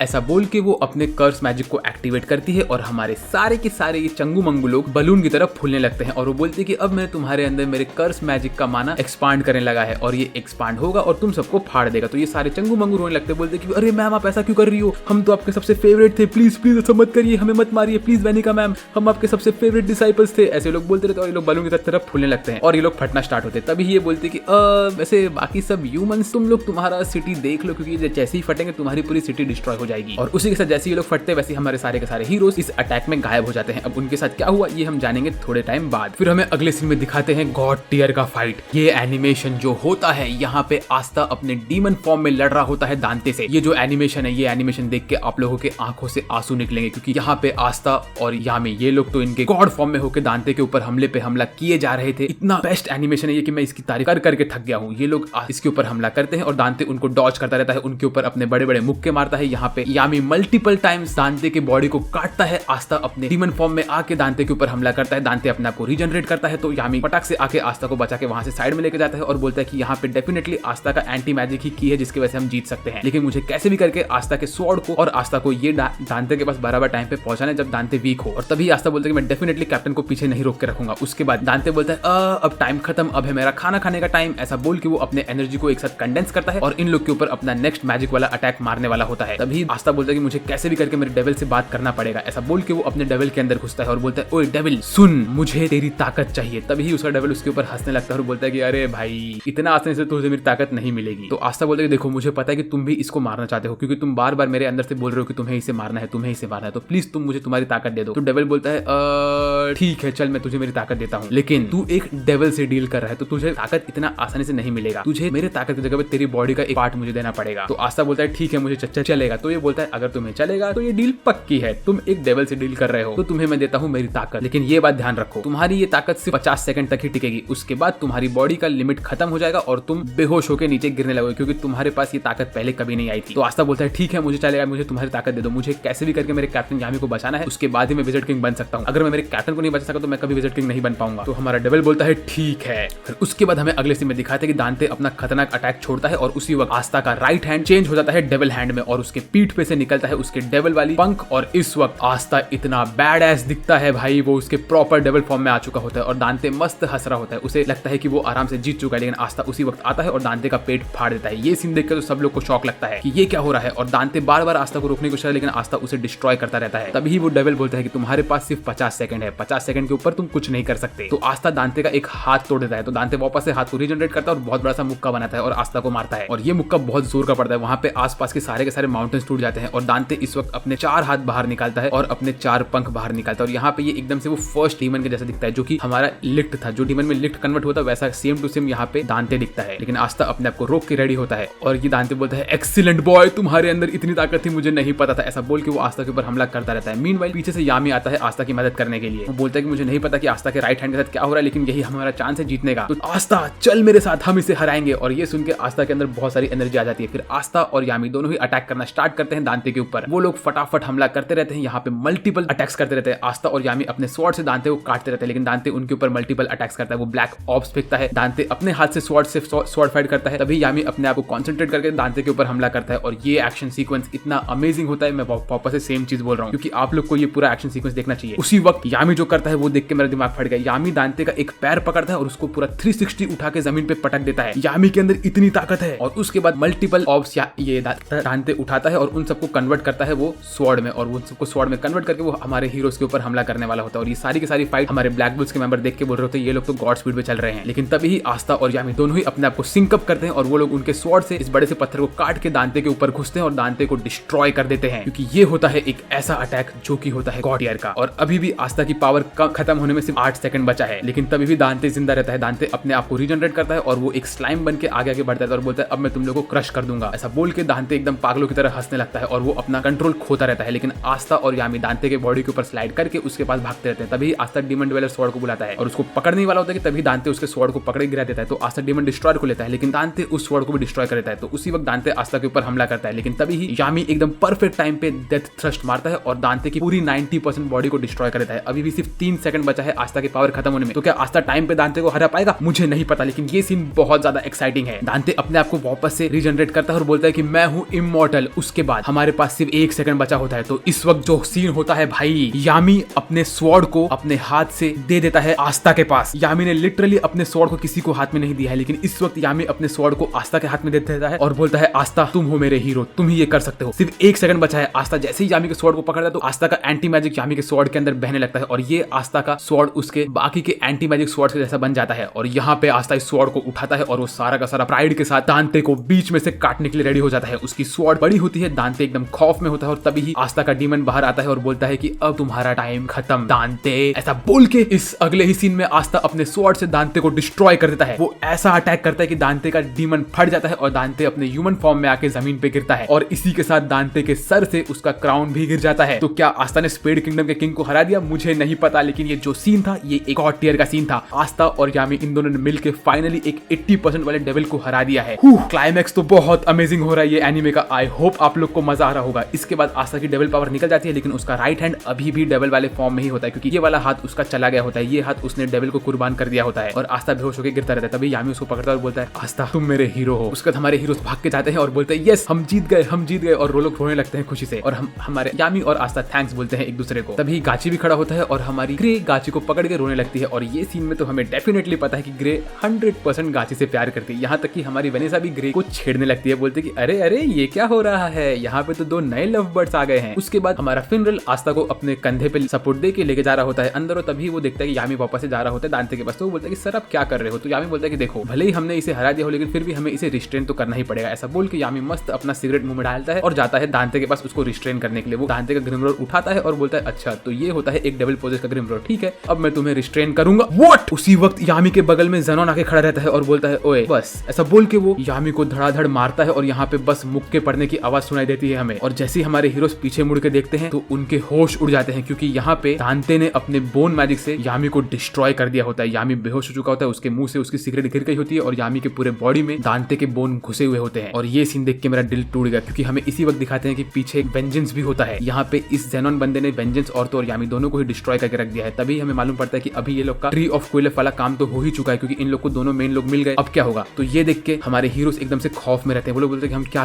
करें। तभी ये बंदा ज़ेनोन हमारे आस्था को देख के बोलता है कि अरे तुम हो दूसरे डेविल वाले बंदे ना, अब मैं तुम्हें भी मेरे साथ लेके चलूंगा। ऐसा बोल के वो अपना बोन मैजिक यूज करता है आस्था के ऊपर। लेकिन तभी ही फिनरल अपने स्पेशल मैजिक को यूज करके इसके अटैक को डॉज करवा देता है। और तब ये ज़ेनोन देखता है कि उसका जो बोन है वो असल में टूटा हुआ रहता है क्योंकि उसको यूनो ने तोड़ के रखा होता है। तो वो बोलता है कि मेरा रीजनरेशन बहुत स्लो हो रहा है, चलो ठीक है अब मैं यहाँ से निकलता हूँ। लेकिन उसी वक्त गाची गुस्से में आता है और बोलता है कि मैं तुझे यहाँ से नहीं भागने दूंगा। ऐसा बोल के वो अपना अल्टीमेट मिरर मैजिक यूज करता है लेकिन दांते उस सबको रोक देता है। तभी हमारे सारे के सारे हीरोज यहाँ पे आते हैं इसको रोकने के लिए। यहाँ तक कि हमारा हेनरी भी अपने सर के ऊपर बैठ के यहाँ पे आता है अटैक करने के लिए, लेकिन ज़ेनोन उस हेनरी के उस सर को भी तोड़ देता है और हेनरी नीचे गिर जाता है। उसी वक्त आस्था भीख मांगता है अपने डेविल से, बोलता है कि प्लीज तुम मुझे सिर्फ 1 सेकंड के लिए तुम्हारी ताकत वापस दे दो। तुम्हें मेरी बॉडी का जो पार्ट चाहिए तुम ले लो, तुम मेरी पूरी बॉडी को ले लो, लेकिन प्लीज तुम मुझे 1 सेकंड मेरी पावर वापस दे दो, प्लीज मुझे तुम्हारी पावर की बहुत जरूरत है। लेकिन तभी डेविल बोलता है ऐसा बिल्कुल नहीं हो सकता है क्योंकि तुम्हारी जो बॉडी है वो अभी इसे बिल्कुल भी विथस्टैंड नहीं कर पाएगी। तुम्हारी बॉडी बहुत ज्यादा कमजोर है। अगर तुम्हें दुख हो रहा है कि क्यों तुम्हारे कैप्टन तुम्हारे सामने ऐसे हेल्पलेस होके पड़े हैं तो उसका रीजन यही है कि तुम आस्था एक कमजोर आदमी हो। और जैसे ही डेविल ये सब बोलता है तो आस्था का दिल जो टूटता है क्योंकि यहाँ पे उसके खुद के कमजोरी की वजह से वो अपने हीरो को बचा नहीं पाता है। उसके आंखों के सामने डेविल वहां से गायब होता है और उसके कान में सिर्फ यही बचता है कि वो एकदम वीक है। और उसे देखने को मिलता है कि उसके बाकी के फ्रेंड्स वेनिसा हो गई और फिनरल हो गई। ये लोग अपना मैजिक यूज करके ज़ेनोन को रोकने की कोशिश करते हैं लेकिन ज़ेनोन इन लोग के मैजिक को 1 मिलीसेकंड में डिस्ट्रॉय करके इन लोग के आंखों के सामने यामी को, दांते को और वेंजेंस को लेके जाता है अपने स्पेशल पोर्टल के थ्रू। और यहाँ पे आस्था जो टूटता है क्योंकि यहाँ पे यामी जाने के पहले एक आखिरी स्माइल करता है। और इसी के साथ हमारे हीरोज की कहानी हो गई खत्म क्योंकि इसके बाद हमारे सारे के सारे हीरोज का जो चेहरा ये लोग दिखाते हैं वो देख के मेरा दिल टूट गया था। यहाँ पे यामी एकदम से वहां से निकल लेता है और आस्था रो के चिल्लाता है कि कैप्टन यामी। तभी हमें देखने मिलता है कि यामी का स्वॉर्ड यहाँ पे पड़ा हुआ रहता है। फिर उसके बाद हमें अगले सीन में दिखाते हैं कि गोल्डन डॉन्स का पूरा हेडक्वार्टर डिस्ट्रॉय हो चुका होता है और वहाँ पे सब लोग एकदम उदास होकर बैठे होते हैं। मीनवाइल यहाँ पे हमारे जो कंट्री के सबसे स्पेशल डॉक्टर होते हैं वो आस्था की देखभाल कर रहे होते हैं और सबसे बात कर रहे होते हैं और वो पूरा सिचुएशन समझ रहे होते हैं। तभी वो बोलते हैं कि आप लोग टेंशन मत लो, आस्था ठीक हो जाएगा, लेकिन मुझे पता नहीं है कि इसका ये राइट हाथ कैसे ठीक होगा, इसके अंदर क्या हो रहा है और कैसे हो रहा है उसके बारे में मुझे कुछ आइडिया नहीं है। लेकिन हम लोग को तो आइडिया है, आस्था ने असल में इसके ये वाले हाथ को डीमन को दे दिया है तो ये अभी एक डीमन का हाथ बन चुका है। फिर उसके बाद हमारी ग्रे बोलती है कि सर क्या आप प्लीज एक बार गाची के पास भी देख सकते हो, उसके भी पेट में एक बहुत बड़ा सा छेद हो गया था जिसके ऊपर वो सामने वाले दांते ने हमला किया था एक बड़े से स्वॉर्ड के साथ। तो फिर हमारा डॉक्टर बोलता है क्या गाची के ऊपर छेद हुआ था? लेकिन गाची को देख के तो मुझे एकदम लग रहा है कि वो ठीक है। तो गाची बोलता है कि नहीं ये बात सच है कि मेरे पेट में एक छेद हो गया था, तो आप प्लीज एक बार देख लीजिए। तो तभी हमारी ग्रे बोलती है कि असल में छेद हो गया था उसके पेट में, लेकिन उसको मैंने मेरे ट्रांसफॉर्मेशन मैजिक से ठीक कर दिया था, पता नहीं कैसे लेकिन कर दिया था। तो डॉक्टर बोलता है अच्छा ठीक है। फिर उसके तो गाची को चेक करता है तो वो देख के हैरान हो जाता है। वो बोलता है कि तुम्हारे बॉडी को देख के लग ही नहीं रहा है कि तुम्हारे बॉडी में कभी एक छेद था और तो तुम्हारे सारे के सारे सेल्स वापस से रिपेयर हो चुके हैं। तो मुझे ऐसा लग रहा है कि ग्रे तुम्हारा जो ये मैजिक है ना ये शायद से कोई ट्रांसफॉर्मेशन मैजिक नहीं है लेकिन कोई और ही टाइप का मैजिक है और ये कैसा मैजिक है वो अभी तुम्हें खुद ढूंढना पड़ेगा। तो अब ये एक नया प्लॉट ट्विस्ट आ गया कि ग्रे का जो मैजिक है वो एक अलग टाइप का मैजिक है, ये तो हमने सोचा ही नहीं था। फिर उसके बाद हमें अगले सीन में दिखाते हैं कि आस्था अपने रूम में सो रहा होता है और अचानक से वो उठ जाता है और वो जैसे ही उठता है तो वो अपना ग्रिमरोल खोल के देखता है तो उस ग्रिमरोल में से निकलता है यामी का स्वॉर्ड और ये आस्था का चौथा स्वॉर्ड बन चुका है क्योंकि अगर आस्था के ग्रिमरोल के अंदर कोई स्वॉर्ड गया तो वो एक एंटी मैजिक का स्वॉर्ड बन जाता है। तो ये चौथा स्वॉर्ड बन चुका है आस्था का एंटी मैजिक वाला। इसका ये मतलब है कि आस्था अभी एकदम से ओवरपावर्ड हो चुका है। लेकिन तभी आस्था गुस्से में भागता है अपने रूम से बाहर यामी को बचाने के लिए, लेकिन जैसे ही वो बाहर पहुंचता तो उसकी बॉडी मूव करना रुक जाती है और तभी उसके पीछे एक आदमी आता है जो उसको बोलता है कि तू कहाँ जा रहा है छोटू, तुझे क्या लगता है कि तू यहाँ से भाग के पहुंच जाएगा वहां तक, तू एक नंबर का गधा है। तो आस्था बोलता है क्या तुम्हारे वजह से मेरी बॉडी नहीं हिल रही? तो वो बोलता है कि हाँ। वो बोलता है कि जो तुम्हारा कैप्टन यामी है ना उसको अभी एक डेविल पोजेस्ड वाले बंदे ने यहाँ से लेके गया है और तू तो उसके सामने खड़ा भी नहीं हो पाया था। तो तुझे क्या लग रहा है कि तू स्पेड किंगडम में जाएगा और जाके उनसे लड़के तू यामी को वापस से लेके आएगा? तू पहले ही हार चुका है तो तू कुछ नहीं कर सकता है, समझा क्या? और वैसे भी तू किस वर्थलेस इंसान के लिए चाह रहा है? यामी के लिए। यामी एक नंबर का वर्थलेस इंसान है, वो एकदम बोरिंग है, किसी काम का नहीं है और लेजी आदमी है। तू उसको बचाने के लिए खुद की जान जोखिम में डालेगा? तो ये सुन के आस्था को बहुत गुस्सा आता है और वो बोलता है कि तुझे कैप्टन यामी के बारे में कुछ नहीं पता। ऐसा बोल के वो अपने स्वॉर्ड को समन करता है और स्वॉर्ड से हमला करता है ये बंदे के मैजिक पे और उससे आस्था खुल जाता है। लेकिन उसके बाद ये बंदा वापस से अपना शैडो मैजिक यूज करता है और आस्था को शैडो हैंड के साथ पकड़ लेता है और बोलता है कि तू इस वक्त यामी को नहीं बचा पाएगा अगर तू मुझे ही नहीं हरा पा रहा है तो सोच सोच तू यामी को कैसे बचाएगा क्योंकि तू बहुत वीक है। और ये सुन के आस्था को वापस से उसके डेविल की बात याद आती है और वो रोने लगता है, बोलता है कि ये सब मेरे वजह से हुआ, मैं इतना वीक हूँ इसीलिए मैं मेरे कैप्टन को बचा नहीं पाया, मुझे बहुत बुरा लग रहा है। और ये सीन देख के मुझे बहुत बुरा लग रहा था। उसके बाद हमारा ये बंदा अपना क्लोक उतारता है और बोलता है कि लेकिन मुझे तू पसंद आया आस्था, बाय द वे यामी इस वक्त जिंदा है, ऐसा बोल के ये अपने डेविल फॉर्म में आता है। तो ये बंदे के पास डेविल की ताकत है क्योंकि इसके सींग बाहर आ जाते हैं और ये बोलता है कि मेरे पास डेविल की ताकत है और मैं तुझे सिखाऊंगा कि तू तेरे डेविल्स की पावर को कैसे यूज कर सकता है। और बाय द वे मैं तुम्हारे ब्लैक बुल्स का ना वाइस कैप्टन हूँ। क्या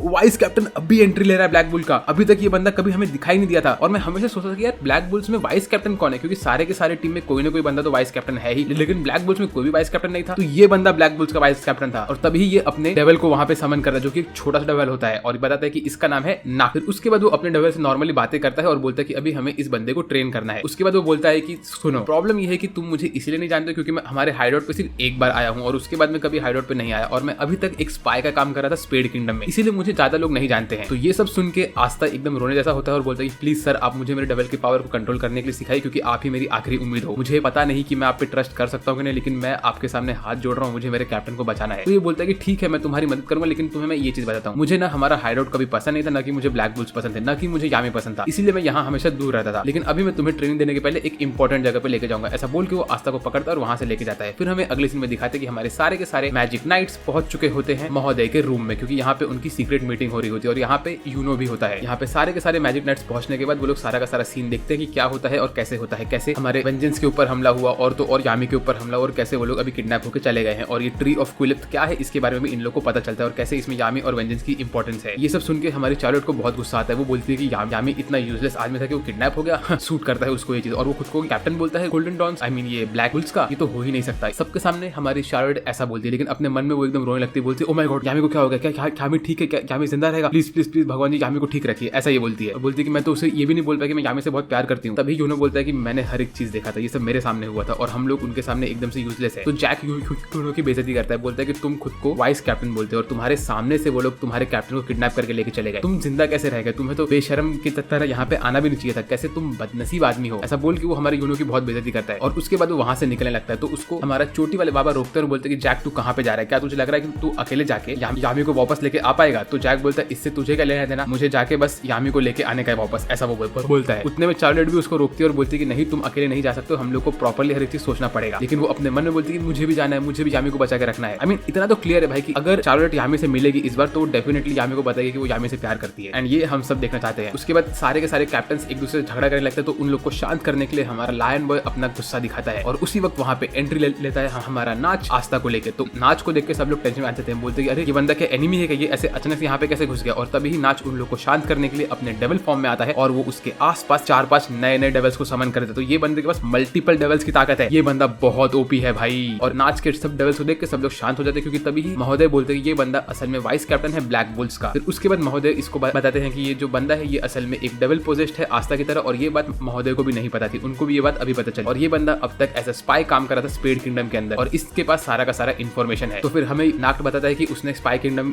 ये स्पेड किंगडम के अंदर जाके क्या क्या स्पाई किया है। वो बोलता है कि देखो स्पेड किंगडम में जो वो लोग हैं वो लोगों ने यामी और वेंजेंस को इसलिए किडनैप किया क्योंकि उन लोग को ट्री ऑफ क्विलिप को वापस से पैदा करने का है। अब ट्री ऑफ क्विलिप को वापस से पैदा करने के लिए उन लोग को लगेगा डार्क मैजिक और वर्ल्ड ट्री मैजिक। वो लोग वेंजेंस के वर्ल्ड ट्री मैजिक को यूज करेंगे और उसके ऊपर यामी का डार्क मैजिक डालेंगे। उसके बाद वो लोग यामी और वेंजेंस को इन दोनों को सैक्रिफाइस कर देंगे। फिर इसके बाद अगले 7 दिन तक इस ट्री के एक लेवल खुलते रहेंगे और टोटल उसमें से 10 लेवल्स बाहर आएंगे। हर एक लेवल पिछले लेवल से ज्यादा स्ट्रॉन्ग होने वाला है और जैसे ही 7 दिन खत्म हो जाएंगे उसके बाद हमारे दोनों कैप्टन खत्म हो जाएंगे। तो हमें इस 7 दिन के अंदर उनको बचाना है। आज से 3 दिन के बाद वो लोग उनका प्रिपरेशन स्टार्ट करेंगे ये ट्री ऑफ क्विलिप को ऑन करने के लिए। और एक लेवल जैसे बाहर आएगा वैसे वैसे दुनिया तबाह होती रहेगी। इसमें टोटल 10 लेवल, इसमें टोटल 7 लेवल है और 7 लेवल पे स्ट्रॉन्ग डेविल्स है और इनका सबसे मेन बॉस जो है उसका नाम है लूसीफेरो। वो अगर हमारे वर्ल्ड में आ गया तो ये वर्ल्ड 1 सेकंड के अंदर खत्म हो जाएगा, क्योंकि हम में से कोई भी लूसीफेरो को रोक नहीं सकता है। तो इसीलिए अगर हमें इन सब चीजों को रोकना है तो हमें वहां जाके डार्क ट्रायड को रोकना पड़ेगा और तो और हमें वहां जाके हमारे कैप्टन को बचाना पड़ेगा। और इन सब में हमारा ट्रम्प कार्ड होने वाला है ये हमारा छोटा बच्चा जिसके पास एंटी मैजिक की ताकत है और इसको मैं अभी इसके डेविल पावर्स को कैसे यूज करते हैं उसकी ट्रेनिंग देने वाला हूँ। फिर ये सब बात सुन के हमारे सारे के सारे कैप्टन गुस्सा हो जाते हैं और बोलते हैं कि ठीक है अभी हमें कैसे भी जाके इनको रोकना है। तभी वो लोग बोलते हैं कि हम सबको तुम लेके चलो। तो नाच बोलता है कि नहीं, मैं तुम में से कुछ लोगों को ही लेके जा सकता हूँ मेरे स्पेशल मैजिक के थ्रू, जो कि मेरा शैडो मैजिक है। ये मैजिक के थ्रू मैं तुम में से सिर्फ कुछ लोग को लेके जाऊंगा। तो हमें पहले ही सिलेक्ट करना पड़ेगा कौन कौन एलिट लोग हैं जो मेरे साथ चलेंगे। एक तो हमारा आस्था है, तो ये हो गया, बाकी तुम लोग डिसाइड करो तुम में से कौन कौन जाएगा। तो कैप्टन बोलते हैं कि हम लोग डेफिनेटली जाएंगे। तो उसी उसी वक्त यूनो बोलता है कि मुझे भी जाना है, लेकिन यूनो को देख के जैक बोलता है कि तू किसी काम का नहीं, तूने पहले ही उन लोग से हार चुका, तो तू अभी भी कुछ नहीं कर पाएगा। फिर इसके बाद नाच बोलता है कि यूनो, मैं तुमसे कुछ बात करना चाहता हूँ। तुम्हें पता है कि स्पेड किंगडम के अंदर एक रेजिस्टेंस वाला ग्रुप है जो कि इन ट्रायड से अलग रहता है, और वो ग्रुप में से एक बंदा कुछ दिन पहले भाग के यहाँ पे क्लोवर किंगडम में आया था और उसने तेरे साथ कांटेक्ट किया था, तो जरा बता उसने तुझे क्या बताया। तो तभी यूनो बोलता है कि मुझे उसने कहा कि मैं असल में स्पेड किंगडम का प्रिंस हूँ। तो ये बात सुन के सब लोग के होश उड़ जाते हैं, और ये सुन के हमारे चोटी वाले बाबा बोलते हैं कि अच्छा, अगर ये प्रिंस है तो डेफिनेटली इसका इतना सारा माना मुझे मालूम पड़ रहा है कि कहाँ से आ रहा है। फिर उसके बाद हमारा जैक बोलता है कि अब तो हम तुझे बिल्कुल नहीं लेके जाएंगे, क्योंकि तू डेफिनेटली उनका स्पाई हो सकता है और हम तेरे बात पे यकीन नहीं करेंगे। तभी यूनो बोलता है कि मुझे पता है कि आप में से कोई भी कैप्टन वेंजेंस को नहीं जानता है, और वो कैप्टन वेंजेंस को बिल्कुल भी ट्रस्ट नहीं करता, क्योंकि उन्होंने जो एल्फ वाले आर्क में हम लोग को धोखा दिया था उस वजह से। लेकिन कैप्टन वेंजेंस हमारे लिए ही अच्छा सोचते हैं। उन्होंने वो एक गलती की थी और उसके बाद से वो हमेशा इतना मेहनत करे कि वो उनकी गलती का पश्चाताप कर सके। इसलिए मुझे मेरे कैप्टन वेंजेंस को बार-बार बचाना है और उनको प्रूफ करना है कि वो गलत नहीं है। इसलिए मुझे जाना है आप लोग के साथ, और मुझे वो हड्डी वाले बंदे को तो डिस्ट्रॉय करके रखना है, क्योंकि मैं हूँ वाइस कैप्टन गोल्डन डॉन का। ऐसा बोल के वो अपने मैजिक अटैक को बाहर निकलता, तभी वहाँ पे हमारी स्पिरिट भी आ जाती है। तो स्पिरिट को देख के नाच बोलता है, ओ तो तुम हो स्पिरिट, वेल तुमसे मिलकर अच्छा लगा। उसके बाद नाच बोलता है कि ठीक है, मैं तुम लोग को यही बोल रहा हूँ कि 3 दिन के बाद हम लोग तीसरी सुबह को यहाँ से निकलेंगे और जाके स्पेड किंगडम में घुस के उनको डिस्ट्रॉय करेंगे। तब तक तुम लोग देख लो कि तुम में से कौन कौन हमारे साथ आने वाला है, और मैं लेके जा रहा हूँ इस छोटू को उसकी ट्रेनिंग कराने के लिए। फिर उसके बाद हमें अगले सीन में जो दिखाते हैं वो होता है इंसैनिटी। हमें ये लोग दिखाते हैं कि हमारी नोवेल की नींद खुल गई है और उसके सामने होते हैं हमारे एल्फ गैंग के लोग। यहाँ पे होती है फाना, हमारा पोलियो वाला लायन, और तो और सिया, और उन सब के साथ ब्लैक एंड व्हाइट पॉट्टी। तो अब मुझे लग रहा है कि हमारे एल्फ्स भी बैटल ज्वाइन करें, क्योंकि हमें पता है कि ये चारों एल्फ्स अभी अच्छे हो चुके हैं। तो अब तो भाई जो मजा आने वाला है इस फाइनल वॉर में, मैं बता नहीं सकता आप लोग। फिर अपनी नींद से उठने के बाद नोवेल इनसे पूछती है कि अरे मैं कहाँ पे हूँ और तुम लोग यहाँ पे क्या कर रहे हो, तुम लोग तो आई ऑफ द मिडनाइट सन के लोग हो। तो यही ये लोग बोलते हैं कि तुम असल में इस वक्त एल्वेशिया में हो। ये एक ऐसी जगह है जो कि हार्ट किंगडम के एकदम बॉर्डर पे न्यूट्रल जोन पे है। ये जगह असल में एल्फ्स के लिए बनाई गई थी, और यहाँ पे हमारे साथ कोई और एल्फ्स भी है। तभी हमें यहाँ पे 2-3 नए एल्फ दिखाते हैं, और तब हमें मालूम पड़ता है कि जो 2 नए एल्फ होते हैं ये लोग कोई और नहीं, ये लोग होते हैं असल में हमारे लिक्ट और उसकी वाइफ टेटिया के बच्चों के बच्चे। और तब हमें ये लोग बैक स्टोरी दिखाते हैं, जहाँ पे जब एल्फ किंगडम पूरी तरह से डिस्ट्रॉय हो चुका होता है, तब नेरो वहाँ पे गई होती है और उसने देखा होता है कि टेटिया अभी भी जिंदा रहती है, और उसकी बॉडी जैसे तैसे अपने आप को जिंदा रहने की कोशिश करती होती है। तो वहाँ पे नेरो अपना सीलिंग मैजिक यूज करके टेटिया को हील अप करती है, और उसके बाद वो टेटिया को लेकर जा रही होती है हमारे फर्स्ट महोदय के पास। लेकिन उसी बीच में कुछ तो एक्सीडेंट होता है कि वहाँ पे नेरो सब कुछ भूल जाती है और वो उसके बर्ड फॉर्म में आ जाती है, और उसके बाद उसको पता नहीं रहता है कि टेटिया के साथ क्या हुआ। लेकिन अब वो उसने देख लिया कि टेटिया के बच्चों के बच्चे यहाँ पे है, तो वो समझ गई कि टेटिया उस वक्त सर्वाइव कर ली थी, और उसने खुद के और लिफ्ट के बच्चों को जन्म दिया, जिन लोगों ने उनके एल्फ वाले जनरेशन को आगे लेके गए। तो ये देख के उसके आंखों में आंसू आ जाते हैं, क्योंकि वो बोलते कि हमारे फर्स्ट महोदय ने जो सपना देखा था वो असल में पूरा हो गया, एल्फ और ह्यूमन के बच्चे इस दुनिया में आ चुके हैं। फिर उसके बाद नोवेल इनसे पूछते कि तुम मुझे जरा ये बताओ कि तुम लोग मेरी हेल्प करने क्यों आए। तो तभी हमें पॉट्टी बोलता है कि असल में हमें यहाँ की स्पिरिट ट्रायड ने बोला कि तुम लोग को हमारी जरूरत है, तो हम लोग फटाक से यहाँ से भाग के तुम्हारे पास आए। और हम लोग को तो पता है जब से हम लोग इस ह्यूमन वर्ल्ड में आ चुके हैं एज अ एल्फ, तब से हम लोग को पता था कि ये एल्विशिया जगह हमें बुला रही है, तो हम लोग यहाँ पे आके बैठे थे। लेकिन जब तक हमने तुम्हारे पास पहुंचे इस बैटल में, तो बहुत लेट हो चुका था। हमने देखा कि तुम्हारे ऊपर वो सब बॉम्ब फट रहे थे, और तुम लोगों ने खुद के मैजिक से खुद लोग को वो बॉम्ब के अगेंस्ट रोका, और तुम लोगों ने ऐसे सर्वाइव किया। उसके बाद हम लोग तुम लोग को यहाँ पे लेकर तुम लोग को हिला दिए। तुम्हारे वजह से हार्ट किंगडम के लोग अभी जिंदा है, और वो लोग इस वक्त सर्वाइव कर रहे हैं, तो तुम्हें बहुत खुश रहना चाहिए। फिर उसके बाद हमारा पॉट्टी बोलता है कि तुम बहुत स्ट्रांग हो चुके हो पहले वाले टाइम से, तुम लोगों ने ये कुछ समय में जो ट्रेनिंग की है वो उसने तुम्हें बहुत स्ट्रांग बना दिया। लेकिन ये सब सुन के हमारी नोवेल गुस्से में आती है, बोलती है कि हम लोग इतने भी स्ट्रांग नहीं है, हम लोग क्वीन को नहीं बचा पाए, और उसके साथ साथ वो लोगों ने बहुत कुछ डिस्ट्रॉय कर दिया है। प्लीज पॉट्टी, तुम मुझे बताओ कि मैं और स्ट्रांग कैसे बन सकती हूँ, तुम मुझे ये बताओ कि तुम एल्फ्स लोग इतने स्ट्रांग कैसे हो प्लीज। तो तभी पॉट्टी बोलता है अगर तुम्हें रियली स्ट्रांग बनना है तो हम तुम्हारे ऊपर एल्फ्स का फॉरबिडन मैजिक यूज करके और फॉरबिडन आर्टिकल्स यूज करके तुम्हें और स्ट्रांग बना सकते हैं और ट्रेनिंग दे सकते हैं, क्या तुम रेडी हो उसके लिए। तो सब लोग बोलते हैं हाँ। उसके बाद हमें अगले सीन में दिखाते हैं कि हमारे महोदय बैठे होते हैं अपने रूम में सारे के सारे कैप्टन के साथ, और वहाँ पे हमारा व्हाइट लग बोल रहा होता है कि अरे यार मुझे टेंशन हो रहा है कि चामी और बाकी लोग ठीक है कि नहीं, क्योंकि हार्ट किंगडम के ऊपर भी अटैक हुआ था। उतने में ही गाजा उनको कॉल करता है और सब कुछ बताता है कि कैसे कैसे वहाँ पे क्या क्या हुआ है। तब गाजा उनको बोलता है कि अभी हम लोग प्रैक्टिस कर रहे हैं और खुद के सारे स्पिरिट गार्डियंस को कलेक्ट करके एक आर्मी फॉर्म करके उनके ऊपर अटैक करने वाले हैं। तभी महोदय बोलते हैं कि हाँ आज से 3 दिन के बाद हम लोग भी उनके ऊपर अटैक करने वाले, तो अगर तुम चाहो तो तुम हम लोग को ज्वाइन कर सकते हो। तो गाजा बोलता है कि ऑफ कोर्स मैं तुम लोग को ज्वाइन करूंगा और हम सब मिलकर उनके ऊपर अटैक करेंगे, और चाहे कुछ भी हो जाए मैं मेरी क्वीन को वापस से लेके आऊंगा। फिर वो बोलता है कि हाँ तुम्हारे जितने भी दोस्त लोग थे वो सब लोग जिंदा है, और वो सब लोग इस वक्त एल्फ्स के साथ और एल्फ उन लोग को ट्रेनिंग दे रहे हैं। लेकिन वो लोग ये बैटल ज्वाइन कर पाएंगे कि नहीं वो मैं उनके ऊपर छोड़ता हूँ, मैं उन लोग के ऊपर प्रेशर बिल्कुल नहीं डालूंगा। फिर उसके बाद आस्था बोलता है कि अभी मुझे तो यार ट्रेनिंग करना है हमारे ये नाच वाले बंदे के साथ, वो कहाँ पे गया, और तभी नाच आस्था को लेकर वहां से गायब हो जाता है। फिर हमें अगले सीन में दिखाते हैं कि नाच गया होता है ब्लैक बुल्स के हाइड आउट पर, वहां जाके वो सब लोग से बात कर रहा होता है, और वहां पहुंचना सबकी बेइज्जती करता है, बोलता है कि तुम सब लोग एकदम से यूजलेस हो, तुम में से एक बंदी ऐसी है जो सिर्फ दारू पीती रहती है, एक बंदा ऐसा है कि जो हमेशा लड़कियों से फ्लर्ट करता रहता है, एक बंदा ऐसा है कि जो एक क्रिमिनल है और वो हमेशा अपनी बहन के बारे में सोचता है, और एक बंदी ऐसी कि जो हमेशा अपने लुक्स के बारे में सोचती है। तुम सब लोग इतने यूजर्स हो, इसलिए मैं कभी यहाँ पे पहले आया नहीं। मैं तुम्हारा वाइस कैप्टन हूँ, लेकिन मैं अभी तुम लोग को बस इतना बोलता हूँ कि अगर तुम लोग को स्पेड किंगडम में घुसना है और तुम्हारे कैप्टन को वापस से लेके आना है, तो तुम लोग को ये 2-3 दिन में बहुत ट्रेनिंग करनी पड़ेगी और लेवल पे आना पड़ेगा हमारे, तब तक मैं जाके आस्था को ट्रेनिंग दे रहा हूँ। ऐसा बोल के वहां से निकल लेता है। फिर उसके बाद नाच अपना शैडो मैजिक यूज करके आस्था को एक घर के पास लेके जाता है और बोलता है ये जो घर है इस घर के अंदर हम लोग ट्रेनिंग करेंगे। ये घर असल में नाच का खुद का घर होता है। तभी नाच उसको बेसमेंट लेके जाता है और वहां पे जाके वो उसका यूज करता है शैडो मैजिक, जिसका नाम होता है shadow magic dark garden invitation. जैसे वो ये मैजिक यूज करते तो जमीन में से बहुत सारे ब्लैक कलर के हाथ आते हैं, वो लोग आस्था को पकड़ते और जमीन के अंदर घुसेड़ देते हैं। यहाँ पे घुसने के बाद हम लोग को देखने को मिलता है यहाँ पे ये बहुत ही अजीब सा रिचुअल वाले टाइप वाला एरिया दिखता रहता है। यहाँ पे नाच आस्था को बोलता है कि यहाँ पे मैं तुम्हें तुम्हारे डेविल के साथ कॉन्ट्रैक्ट बनाना सिखाऊंगा और तुम्हें उसकी पावर बाहर निकालना सिखाऊंगा। उसके लिए तुम्हें पहले अपने डेविल के साथ कोई ना कोई कनेक्टिविटी वाला चीज चाहिए। जैसे मेरे गले में ये माला है, ये माला मुझे मेरे डेविल से जोड़ के रखती है, इसलिए मैं मेरे डेविल के साथ जुड़ा हुआ हूँ और मैंने उसके साथ डेविल बॉन्डिंग वाला रिचुअल पूरा किया था और यहाँ पे अभी हम लोग तुम्हारा भी ये रिचुअल पूरा करेंगे। फिर वो बोलते कि देखो मुझे तो ये माला की जरूरत पड़ेगी लेकिन तुम्हें इसकी जरूरत नहीं पड़ेगी क्योंकि तुम्हारे पास तुम्हारा ग्रिमरोर है और तो तुम्हारा राइट हैंड है, ये दोनों ही वो डेविल के साथ कनेक्टेड है, तो तुम हमेशा से डेविल के साथ कनेक्टेड रहोगे, ठीक है, आ जाओ। फिर उसके बाद आस्था बोलता है ठीक है हम ये स्टार्ट करते हैं। ऐसा बोल के आस्था आगे बढ़ता है और तभी हमारा नाच बोलता है समन। जैसे वो समन बोलता है वैसे आस्था का राइट हैंड गायब हो जाता है और उसके सामने ब्लैक कलर का और आता है और उसमें से आस्था का डेविल बाहर आता है। फिर उसके बाद आस्था का डेविल उसके शैडो फॉर्म से बाहर निकल के प्रॉपर डेविल फॉर्म में आता है और आस्था का डेविल बैड एस दिखता है भाई। फिर उसके बाद नाच बोलता है कि अभी तुम्हें तुम्हारे डेविल के साथ फाइट करना पड़ेगा और उसको हराना पड़ेगा। अगर तुमने उसे हरा दिया तो तुम तुम्हारे डेविल के ऊपर काबू कर सकते हो। तो हमारा डेविल बोलता है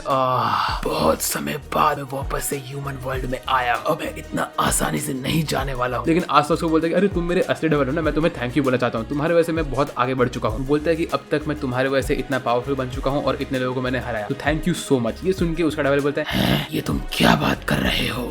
फिर आस्था उसको बोलता है कि अबे मुझे अभी भी याद है कि तूने मेरे पहले कन्वर्सेशन में मुझे छोटा हुआ था लेकिन तू खुद भी कितना छोटा है। तो ये बात सुन के हमारा डेविल बोलता है अब तो मैं तुझे डेफिनेटली खत्म करने वाला हूँ। फिर उसके बाद उसका डेविल हंसता है और बोलता है तुझे सही में लगता है कि तू मुझसे जीत सकता है। ऐसा बोल के वो आस्था के ग्रिमरोर को खुद समन करता है और उसमें से आस्था का स्वॉर्ड निकालता है और आस्था के ऊपर हमला करना स्टार्ट करता है। तभी आस्था बोलती है मैं तुझसे नहीं लड़ना चाहता हूँ, मैं तुझसे बात करना चाहता हूँ। लेकिन तभी नाच बोलता है कि तुझे लड़ना ही पड़ेगा, अगर तू इससे नहीं लड़ा और तूने इसको नहीं हराया तो तू डेफिनेटली ये डीमन का होस्ट बन जाएगा और तू खत्म हो जाएगा, और अगर तूने इसे हरा दिया तो तू डेफिनेटली इस डीमन के ऊपर काबू पा लेगा। तू देख रहा है यहाँ पे आसपास जितने भी स्कल पड़े हुए ये सब उन लोग के हैं जो लोग यहाँ पे फेल हो चुके थे, तो तुझे जीतना पड़ेगा। और तभी नाच बोलता है कि अभी तुम्हारे पास सिर्फ 2 ही दिन बचे हैं, इसीलिए मुझे ये फॉरबिडन मैजिक यूज करना पड़ा ताकि हम लोग इस चीज को कंप्लीट कर पाए। ऐसा बोलता है वो और उतने में हमारा डेविल आस्था के ऊपर हमला करता है और बोलता है अब मैं तेरा सिर्फ राइट हाथ ही नहीं तेरी पूरी बॉडी पे काबू करने वाला हूँ। और तभी हमारा नाच बोलता है तू क्या कर रहा है, तू उसके अटैक से खत्म हो जाएगा, वो तुझे मार देगा। तभी आस्था बोलता है नहीं ये मुझे मारने की कोशिश नहीं कर रहा है, मैं इसकी की से बता सकता हूँ, ये मुझे बिल्कुल नहीं मार रहा है। तभी डेविल बोलता है तुम क्या बात कर रहे हो, मैं एक डेविल हूँ और मेरा काम ही है तुम्हें मारना। तो आस्था बोलता है कि नहीं तुम्हारी की से मुझे मालूम पड़ रहा है कि तुम मुझे मारना नहीं चाहते हो, तुम कुछ और करना चाहते हो, तुम एक बैड गाय नहीं हो। और तभी हमारे डेविल को आस्था को देख के एक लड़की दिखती है जो उसको सेम चीज बोलती है कि तुम एक बैड गाय नहीं हो। वेल इसके अगले सीन में हमें दिखाते हैं अंडरवर्ल्ड की दुनिया जहाँ पे सारे के सारे डेविल्स बैठे होते हैं। वहाँ पे सेम टू सेम आस्था के जैसे एक और छोटा डेविल होता है जिसके अंदर कोई भी मैजिकल पावर नहीं होती है। डेविल की दुनिया में मैजिकल पावर ही सब कुछ होता है, तो यहाँ पे जो भी डेविल सबसे ज्यादा स्ट्रॉन्ग होता है वो अपने से छोटे वाले डेविल को मार मार के उसे खत्म करता रहता है, क्योंकि इन सारे के सारे डेविल्स का गोल ये है कि इन्हें ये दीवार को क्रॉस करके ह्यूमन वर्ल्ड में घुसना है। लेकिन वहाँ पे ये लोग ऐसे ही नहीं घुस सकते हैं, तो ये लोग टाइम पास करने के लिए सारे छोटे डेविल्स को मारते रहते हैं और वहीं पे ये लोग हमारे मेन आस्था वाले डेविल को भी मारते रहते हैं। और ऐसे ही जो हमारा आस्था वाला डेविल रहता है इसके पास कोई भी मैजिकल पावर नहीं होती है, तो ये सबसे मार खाता रहता है। तो एक दिन ये बड़ा वाला डेविल इसको उठाता है और बोलता है कि अब मैं तुझे खत्म कर दूंगा। ऐसा बोल के ये हमारे छोटे डेविल को फेंकता है इस दीवार की तरफ जो कि ह्यूमन वर्ल्ड की तरफ जाती रहती है। तो हमारा छोटा डेविल सोचता है कि अगर ये इस दीवार से ठुक गया तो ये ऑन द स्पॉट खत्म हो जाएगा और इसको मुक्ति मिल जाएगी, लेकिन इसके अंदर कोई मैजिकल पावर नहीं होती है, इसी वजह से ये दीवार के आर पार घुस जाता है और ह्यूमन वर्ल्ड में घुस जाता है। तो जैसे ही ह्यूमन वर्ल्ड में पहुंचे तो यहाँ पे वो आराम से चलता रहता है और सोचता है कि उसे क्या करना चाहिए, क्योंकि उसकी पूरी बॉडी की वाट लगी पड़ी होती है। लेकिन तभी ही वो देखता है कि ह्यूमंस उसको देख के डर डर के भाग रहे होते हैं, तो वो खुद की जान बचा के भागने लगता है क्योंकि ह्यूमंस ने उसके पीछे मैजिक नाइट्स को छोड़ा होता है। तो बहुत सारे मैजिक नाइट्स उसको ढूंढ के उसको और वाट लगा देते हैं और उसकी पूरी बॉडी से खून निकलता रहता है। तभी ही उसको लगता है कि वो खत्म होने वाला है। लेकिन अगले ही सीन में वो जैसे ही अपनी आंखें खोलता है तो वो देखता है कि वो असल में एक बिस्तर पे लेटा होता है और उसके सामने एक लड़की होती है जो कि सेम टू सेम आस्था की तरह दिखती है। वो उसको बोलती है कि मैंने तुम्हें मेरे मैजिक से बचा लिया था, मेरा जो मैजिक है वो मुझे किसी भी चीज को सील करने देता है और इसीलिए मैंने तुम्हें सील करके इस बॉटल के अंदर रखा था, और तो और मेरे मैजिक की वजह से मैं किसी भी चीज का माना अपने अंदर खींच लेती हूँ, इसीलिए मैंने सब लोग से दूर रहने का वादा करके रखा था और मैं इस छोटे से झोपड़ी में रहती हूँ अकेले। लेकिन तुम्हारे अंदर कोई मैजिक नहीं है, इसीलिए मेरे इस मैजिक का कोई असर नहीं पड़ रहा है। और ये जो लड़की है ना ये कोई और नहीं, ये आस्था की मॉम है। फिर आस्था की मॉम बोलती है कि देखो मुझे कुछ दिन पहले ये 5 लीफ वाला ग्रिमरोर मिला था और आज मुझे एक डेविल मिल गया, तो मैं तुम्हें मेरे साथ रखूंगी जब तक तुम्हारी हालत ठीक नहीं होती है। है। तो हमारे डेविल बोलता है कि तुम्हें डर लग रहा है कि तुम एक डेविल को अपने पास रखी हो। तो ये बोलते हैं कि अरे मुझे इस डेविल से डर क्यों लगेगा, क्योंकि सारे डेविल बेकार नहीं होते हैं, तुम्हारे अंदर तो वैसे भी कोई मैजिकल पावर है नहीं, और तो तुम्हारी बॉडी की पूरी वाट लगी हुई है, तो तुम मुझ पे कुछ अटैक कर भी नहीं सकते हो, और मैं वैसे भी अकेली रहती हूँ, तो तुम मेरे साथ रहोगे तो मुझे अच्छा ही लगेगा। फिर उसके बाद आस्था की मॉम हमारे इस डेविल को अडॉप्ट कर लेती है और उसे अपना एडॉप्टेड बेटा बना देती है, और वो उसके साथ बहुत टाइम स्पेंड करती है। वो उसको फिशिंग के लिए लेके जाती है, उसको नहलाती है, उसके साथ बहुत सारा काम करती है, और ऐसे ही वो इस डेविल का देखभाल करती है और उसकी अडॉप्टेड मॉम बन जाती है। ये लोग स्नोमैन बनाते हैं, साथ में सोते हैं और हर एक चीज साथ में करते रहते हैं। तो एक दिन आस्था की मॉम हमारे डेविल को बोलती है तुम बिल्कुल भी खराब डेविल नहीं हो, तुम तो एक अच्छे डेविल हो और तुम्हारा नाम आज से लीबा है। वो ऐसी उससे बात करते थे कि उतने में हमारे छोटे डेविल लीबा के ऊपर एक नया डेविल आ जाता है, और उसका नाम होता है लूसीफेरो, जो कि सबसे खतरनाक डेविल है। वो इसको बोलता है कि मैंने कभी इमेजिन नहीं किया था कि ह्यूमन वर्ल्ड में मुझे एक ऐसा डेविल मिलेगा जिसने किसी भी ह्यूमन से अब तक कॉन्ट्रैक्ट नहीं बनाया है, तो अभी मैं तुम्हारे बॉडी को टेक ओवर करके इस वर्ल्ड में मैनिफेस्ट होऊंगा। तो तभी हमारी आस्था की मॉम इसको बोलती है कि ओए तू मेरे बेटे को छोड़ दे, मेरे बेटे से दूर हो जाए। ऐसा बोल के वो हमारे लूसीफेरो का माना अपने अंदर खींचने लगती है। तो लूसीफेरो बोलता है कि तुम तो एक पागल औरत हो, तुम्हें क्या लगता है कि तुम मेरा माना अपने अंदर खींच के बच जाओगी। ऐसा बोल के वो हमारी आस्था की मॉम के ऊपर हमला करता है। तभी आस्था की मॉम हमें थोड़ा अपना बैक स्टोरी दिखाती है, जहाँ पे उसने आस्था को एक चर्च के पास छोड़ दिया होता है, क्योंकि उसके पास ये एबिलिटी होती है कि वो किसी का भी माना चूस सकती है। इसीलिए उसने आस्था को चर्च में छोड़े ताकि वो आस्था का माना नहीं खींचे। लेकिन आस्था के पास भी कोई भी मैजिक नहीं होता। तो क्या एक तरह से आस्था की मॉम हमारे बाल वाले बाबा की भी मॉम है, क्योंकि बाल वाले बाबा के पास भी ऐसा ही एक प्रॉब्लम है जिसमें वो लोगों का माना खींच लेता है। वेल, इसके बाद आस्था की मॉम लिवे को बचाती है और बोलती है कि मैं तुम्हें मेरे इस बेटे को नहीं खींचने दूंगी मुझसे। ऐसा बोल के वो लिवे को पकड़ के रखती है। तो उतने में लूसीफेरो अपना हाथ आस्था की मॉम के आर पार घुसेड़ देता है, लेकिन आस्था की मॉम अपना सारा मैजिक एक साथ यूज करती है और लूसीफेरो को वहां से निकाल देती है। तो लूसीफेरो वहां से जाते हुए बोलता है कि वेल, मुझे कोई फर्क नहीं पड़ता, ये जो डेविल था ये तो बहुत लो रैंकिंग का डेविल है, इसके अंदर मैजिक पावर भी नहीं है, तो अच्छा ये कि मैंने इसकी बॉडी को मैनिफेस्ट नहीं किया। लेकिन उसी वक्त आस्था की मॉम खत्म होने लगती है। तो वो क्या करती है, वो खत्म होने के पहले हमारे लिवे को इस 5 लीफ वाले ग्रिमरोल के अंदर बंद कर देती है, ताकि वो उसके अंदर सील होकर अच्छे से रहे। और वो लिवे को बोलती है कि प्लीज मेरे बेटे तुम अच्छे से रहना और अपनी जिंदगी पूरी तरह से जीना प्लीज। ऐसा बोल के वहां पे खत्म हो जाते हैं और लिवे ये सब देख देख के पागल होता रहता है। उसके बाद हमें अगले सीन में दिखाते हैं कि लिवे और आस्था वापस से उनकी फाइट कंटिन्यू कर रहे होते हैं। यहाँ पे लिवे एकदम गुस्से में होता है और आस्था को बोलता है कि मेरे अंदर बहुत ज्यादा हेटरेट भरी हुई है और मैं तुम्हें तोड़ के रहूंगा और मैं तुम्हारे बॉडी को अपना बना के रहूंगा। उसके बाद मैं एक एक करके सारे के सारे डेविल्स को मारूंगा। तो आस्था बोलता है कि मुझे तुम्हारी की पढ़ के ये मालूम पड़ चुका है कि तुम्हारे अंदर हेटरेट है और सैडनेस है। ये सब क्यों है वो मुझे नहीं पता, लेकिन मैं तुम्हें इन सबसे बचाऊंगा। उसके बाद लिवे आस्था के ऊपर हमला करता है, लेकिन आस्था लिवे को मारता है अपने मुक्के से। तो तभी हमारा ये वाइस कैप्टन नाच बोलता है कि असल में आस्था के अंदर कोई भी मैजिकल पावर नहीं है और लिवे के पास जो मैजिकल पावर है वो है एंटी मैजिक का मैजिकल पावर। तो इसी वजह से लिवे आस्था को अफेक्ट नहीं कर सकता है, लेकिन फिर भी वो आस्था के स्वॉर्ड यूज करके उसके ऊपर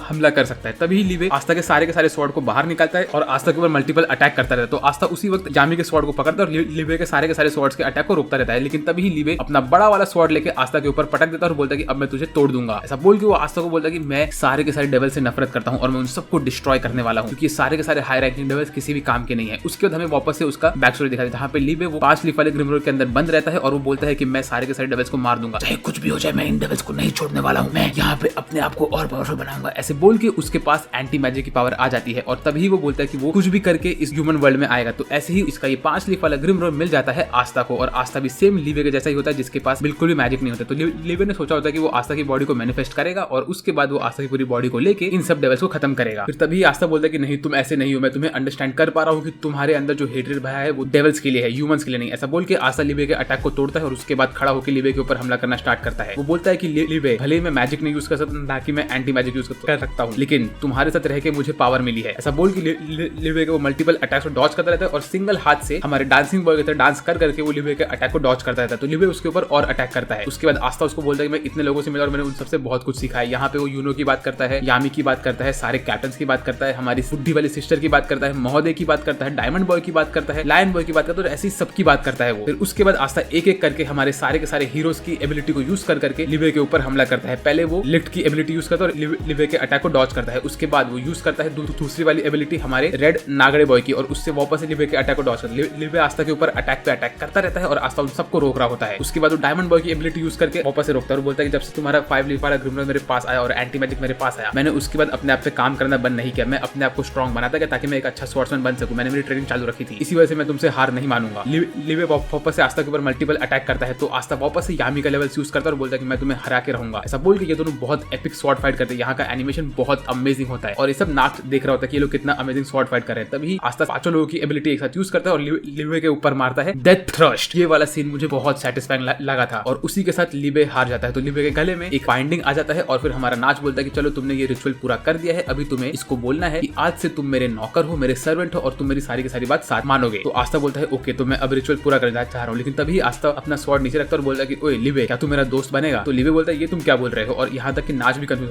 हो जाता है। तो आस्था बोलता है कि देखो, मैं तुमसे कहा था कि तुम और मैं एक दोस्त की तरह रहना चाहते हैं, तो तुम्हारे पावर की वजह से मैं इतना आगे तक बढ़ चुका हूँ, तो मैं तुम्हारा मास्टर नहीं बनना चाहता हूँ, मैं तुम्हारे साथ दोस्ती करना चाहता हूँ। तभी लिवे बोलता है ये ह्यूमन तो डेफिनेटली गधा है, ये मुझे एक डेविल के साथ दोस्ती कर रहा है। और तभी लिवे को मालूम पड़ता है कि आस्था जो है वो असल में कोई और नहीं, वो रिस्टारिया का ही बेटा है और रिस्टारिया कोई और नहीं आस्था की मॉम है। इसी वक्त लिक्ट को समझ आता है कि आस्था उसका एडॉप्टेड भाई है। तो लिक्ट बोलता है कि ठीक है, तुम मुझे अब से लिवे बुला सकते हो। और ये सब चीज जब लिक्ट देखता रहता है तो वो बोलता है कि बाप रे, लिक्ट नहीं सॉरी नाच, मैं क्या बोल रहा हूँ, मैं थोड़ा कंफ्यूज हो रहा हूँ, सॉरी, मतलब ये लास्ट एपिसोड है तो इसके लिए मैं बहुत ज्यादा ही एक्साइटेड हूँ। तभी नाच बोलता है कि ठीक है आस्था, तुमने एक अच्छा रास्ता निकाला है, लेकिन फिर भी सारा तुम ठीक से रहना। और उसी वक्त हमारे दोनों के दोनों भाई एक दूसरे से हाथ मिलाते हैं और आस्था का हाथ वापस से आ जाता है। और इसी वक्त लिवे और तो और आस्था तो दोनों के हाथ पे एक एक बाइंडिंग आ जाती है और दोनों का कॉन्ट्रैक्ट कंप्लीट हो जाता है और वो दोनों अब से एक साथ रह के दोस्त बन के लड़ने वाले हैं। तो इसका ये मतलब है कि आस्था ने उसके डेविल के ऊपर काबू कर लिया है। फिर हमें अगले सीन में दिखाते हैं कि सिर्फ 2 दिन बचे होते हैं और हमारे सारे के सारे हीरोज ट्रेनिंग कर रहे होते हैं। यहाँ पे नोवेल, मिमोसा, लक, नेरो और सारे के सारे लियो के साथ और सारे के सारे हमारे एल्व्स एक साथ ट्रेनिंग कर रहे होते हैं और खुद को पावर अप कर रहे होते हैं। दूसरे और हमारे ब्लैक बुल्स के लोग भी खुद को पावर अप कर रहे होते हैं, हमारे महोदय और कैप्टन भी खुद को पावर अप कर रहे होते हैं नेक्स्ट वॉर के लिए। और ये वॉर बहुत एपिक होने वाला है। यहाँ तक कि हमारी बड़ी बहन गोलन भी मैग्मा के अंदर नहा रही होती है। उसके बाद हमें दिखाते हैं कि हमारा यूनो अकेले प्रैक्टिस कर रहा होता है। तभी लंगूर वहाँ पे आता है और बोलता है कि यूनो मैं तुम्हारी हेल्प करूंगा प्रैक्टिस करने में। और ऐसे सब लोग रेडी होते हैं उनके फाइट को लेके लड़ने के लिए स्पेड किंगडम से। और इसी के साथ ये एनिमे हो जाता है खत्म। अब इसका नेक्स्ट सीजन आएगा 2024 में या उसके बाद 2025 में, तो मैं उसको ऑन द स्पॉट कवर करूंगा। तो आप लोग चैनल को सब्सक्राइब करो ताकि आप लोग कुछ भी मिस ना करो और लाइक करके मुझे बताओ कि आप लोग को ये वाला वीडियो कैसा लगा। वेल आज के मेरे तरफ से बस इतना ही। मेरा नाम है सासबेट और मैं बात करूंगा आपसे अगले वीडियो में। तब तक के लिए बाय बाय।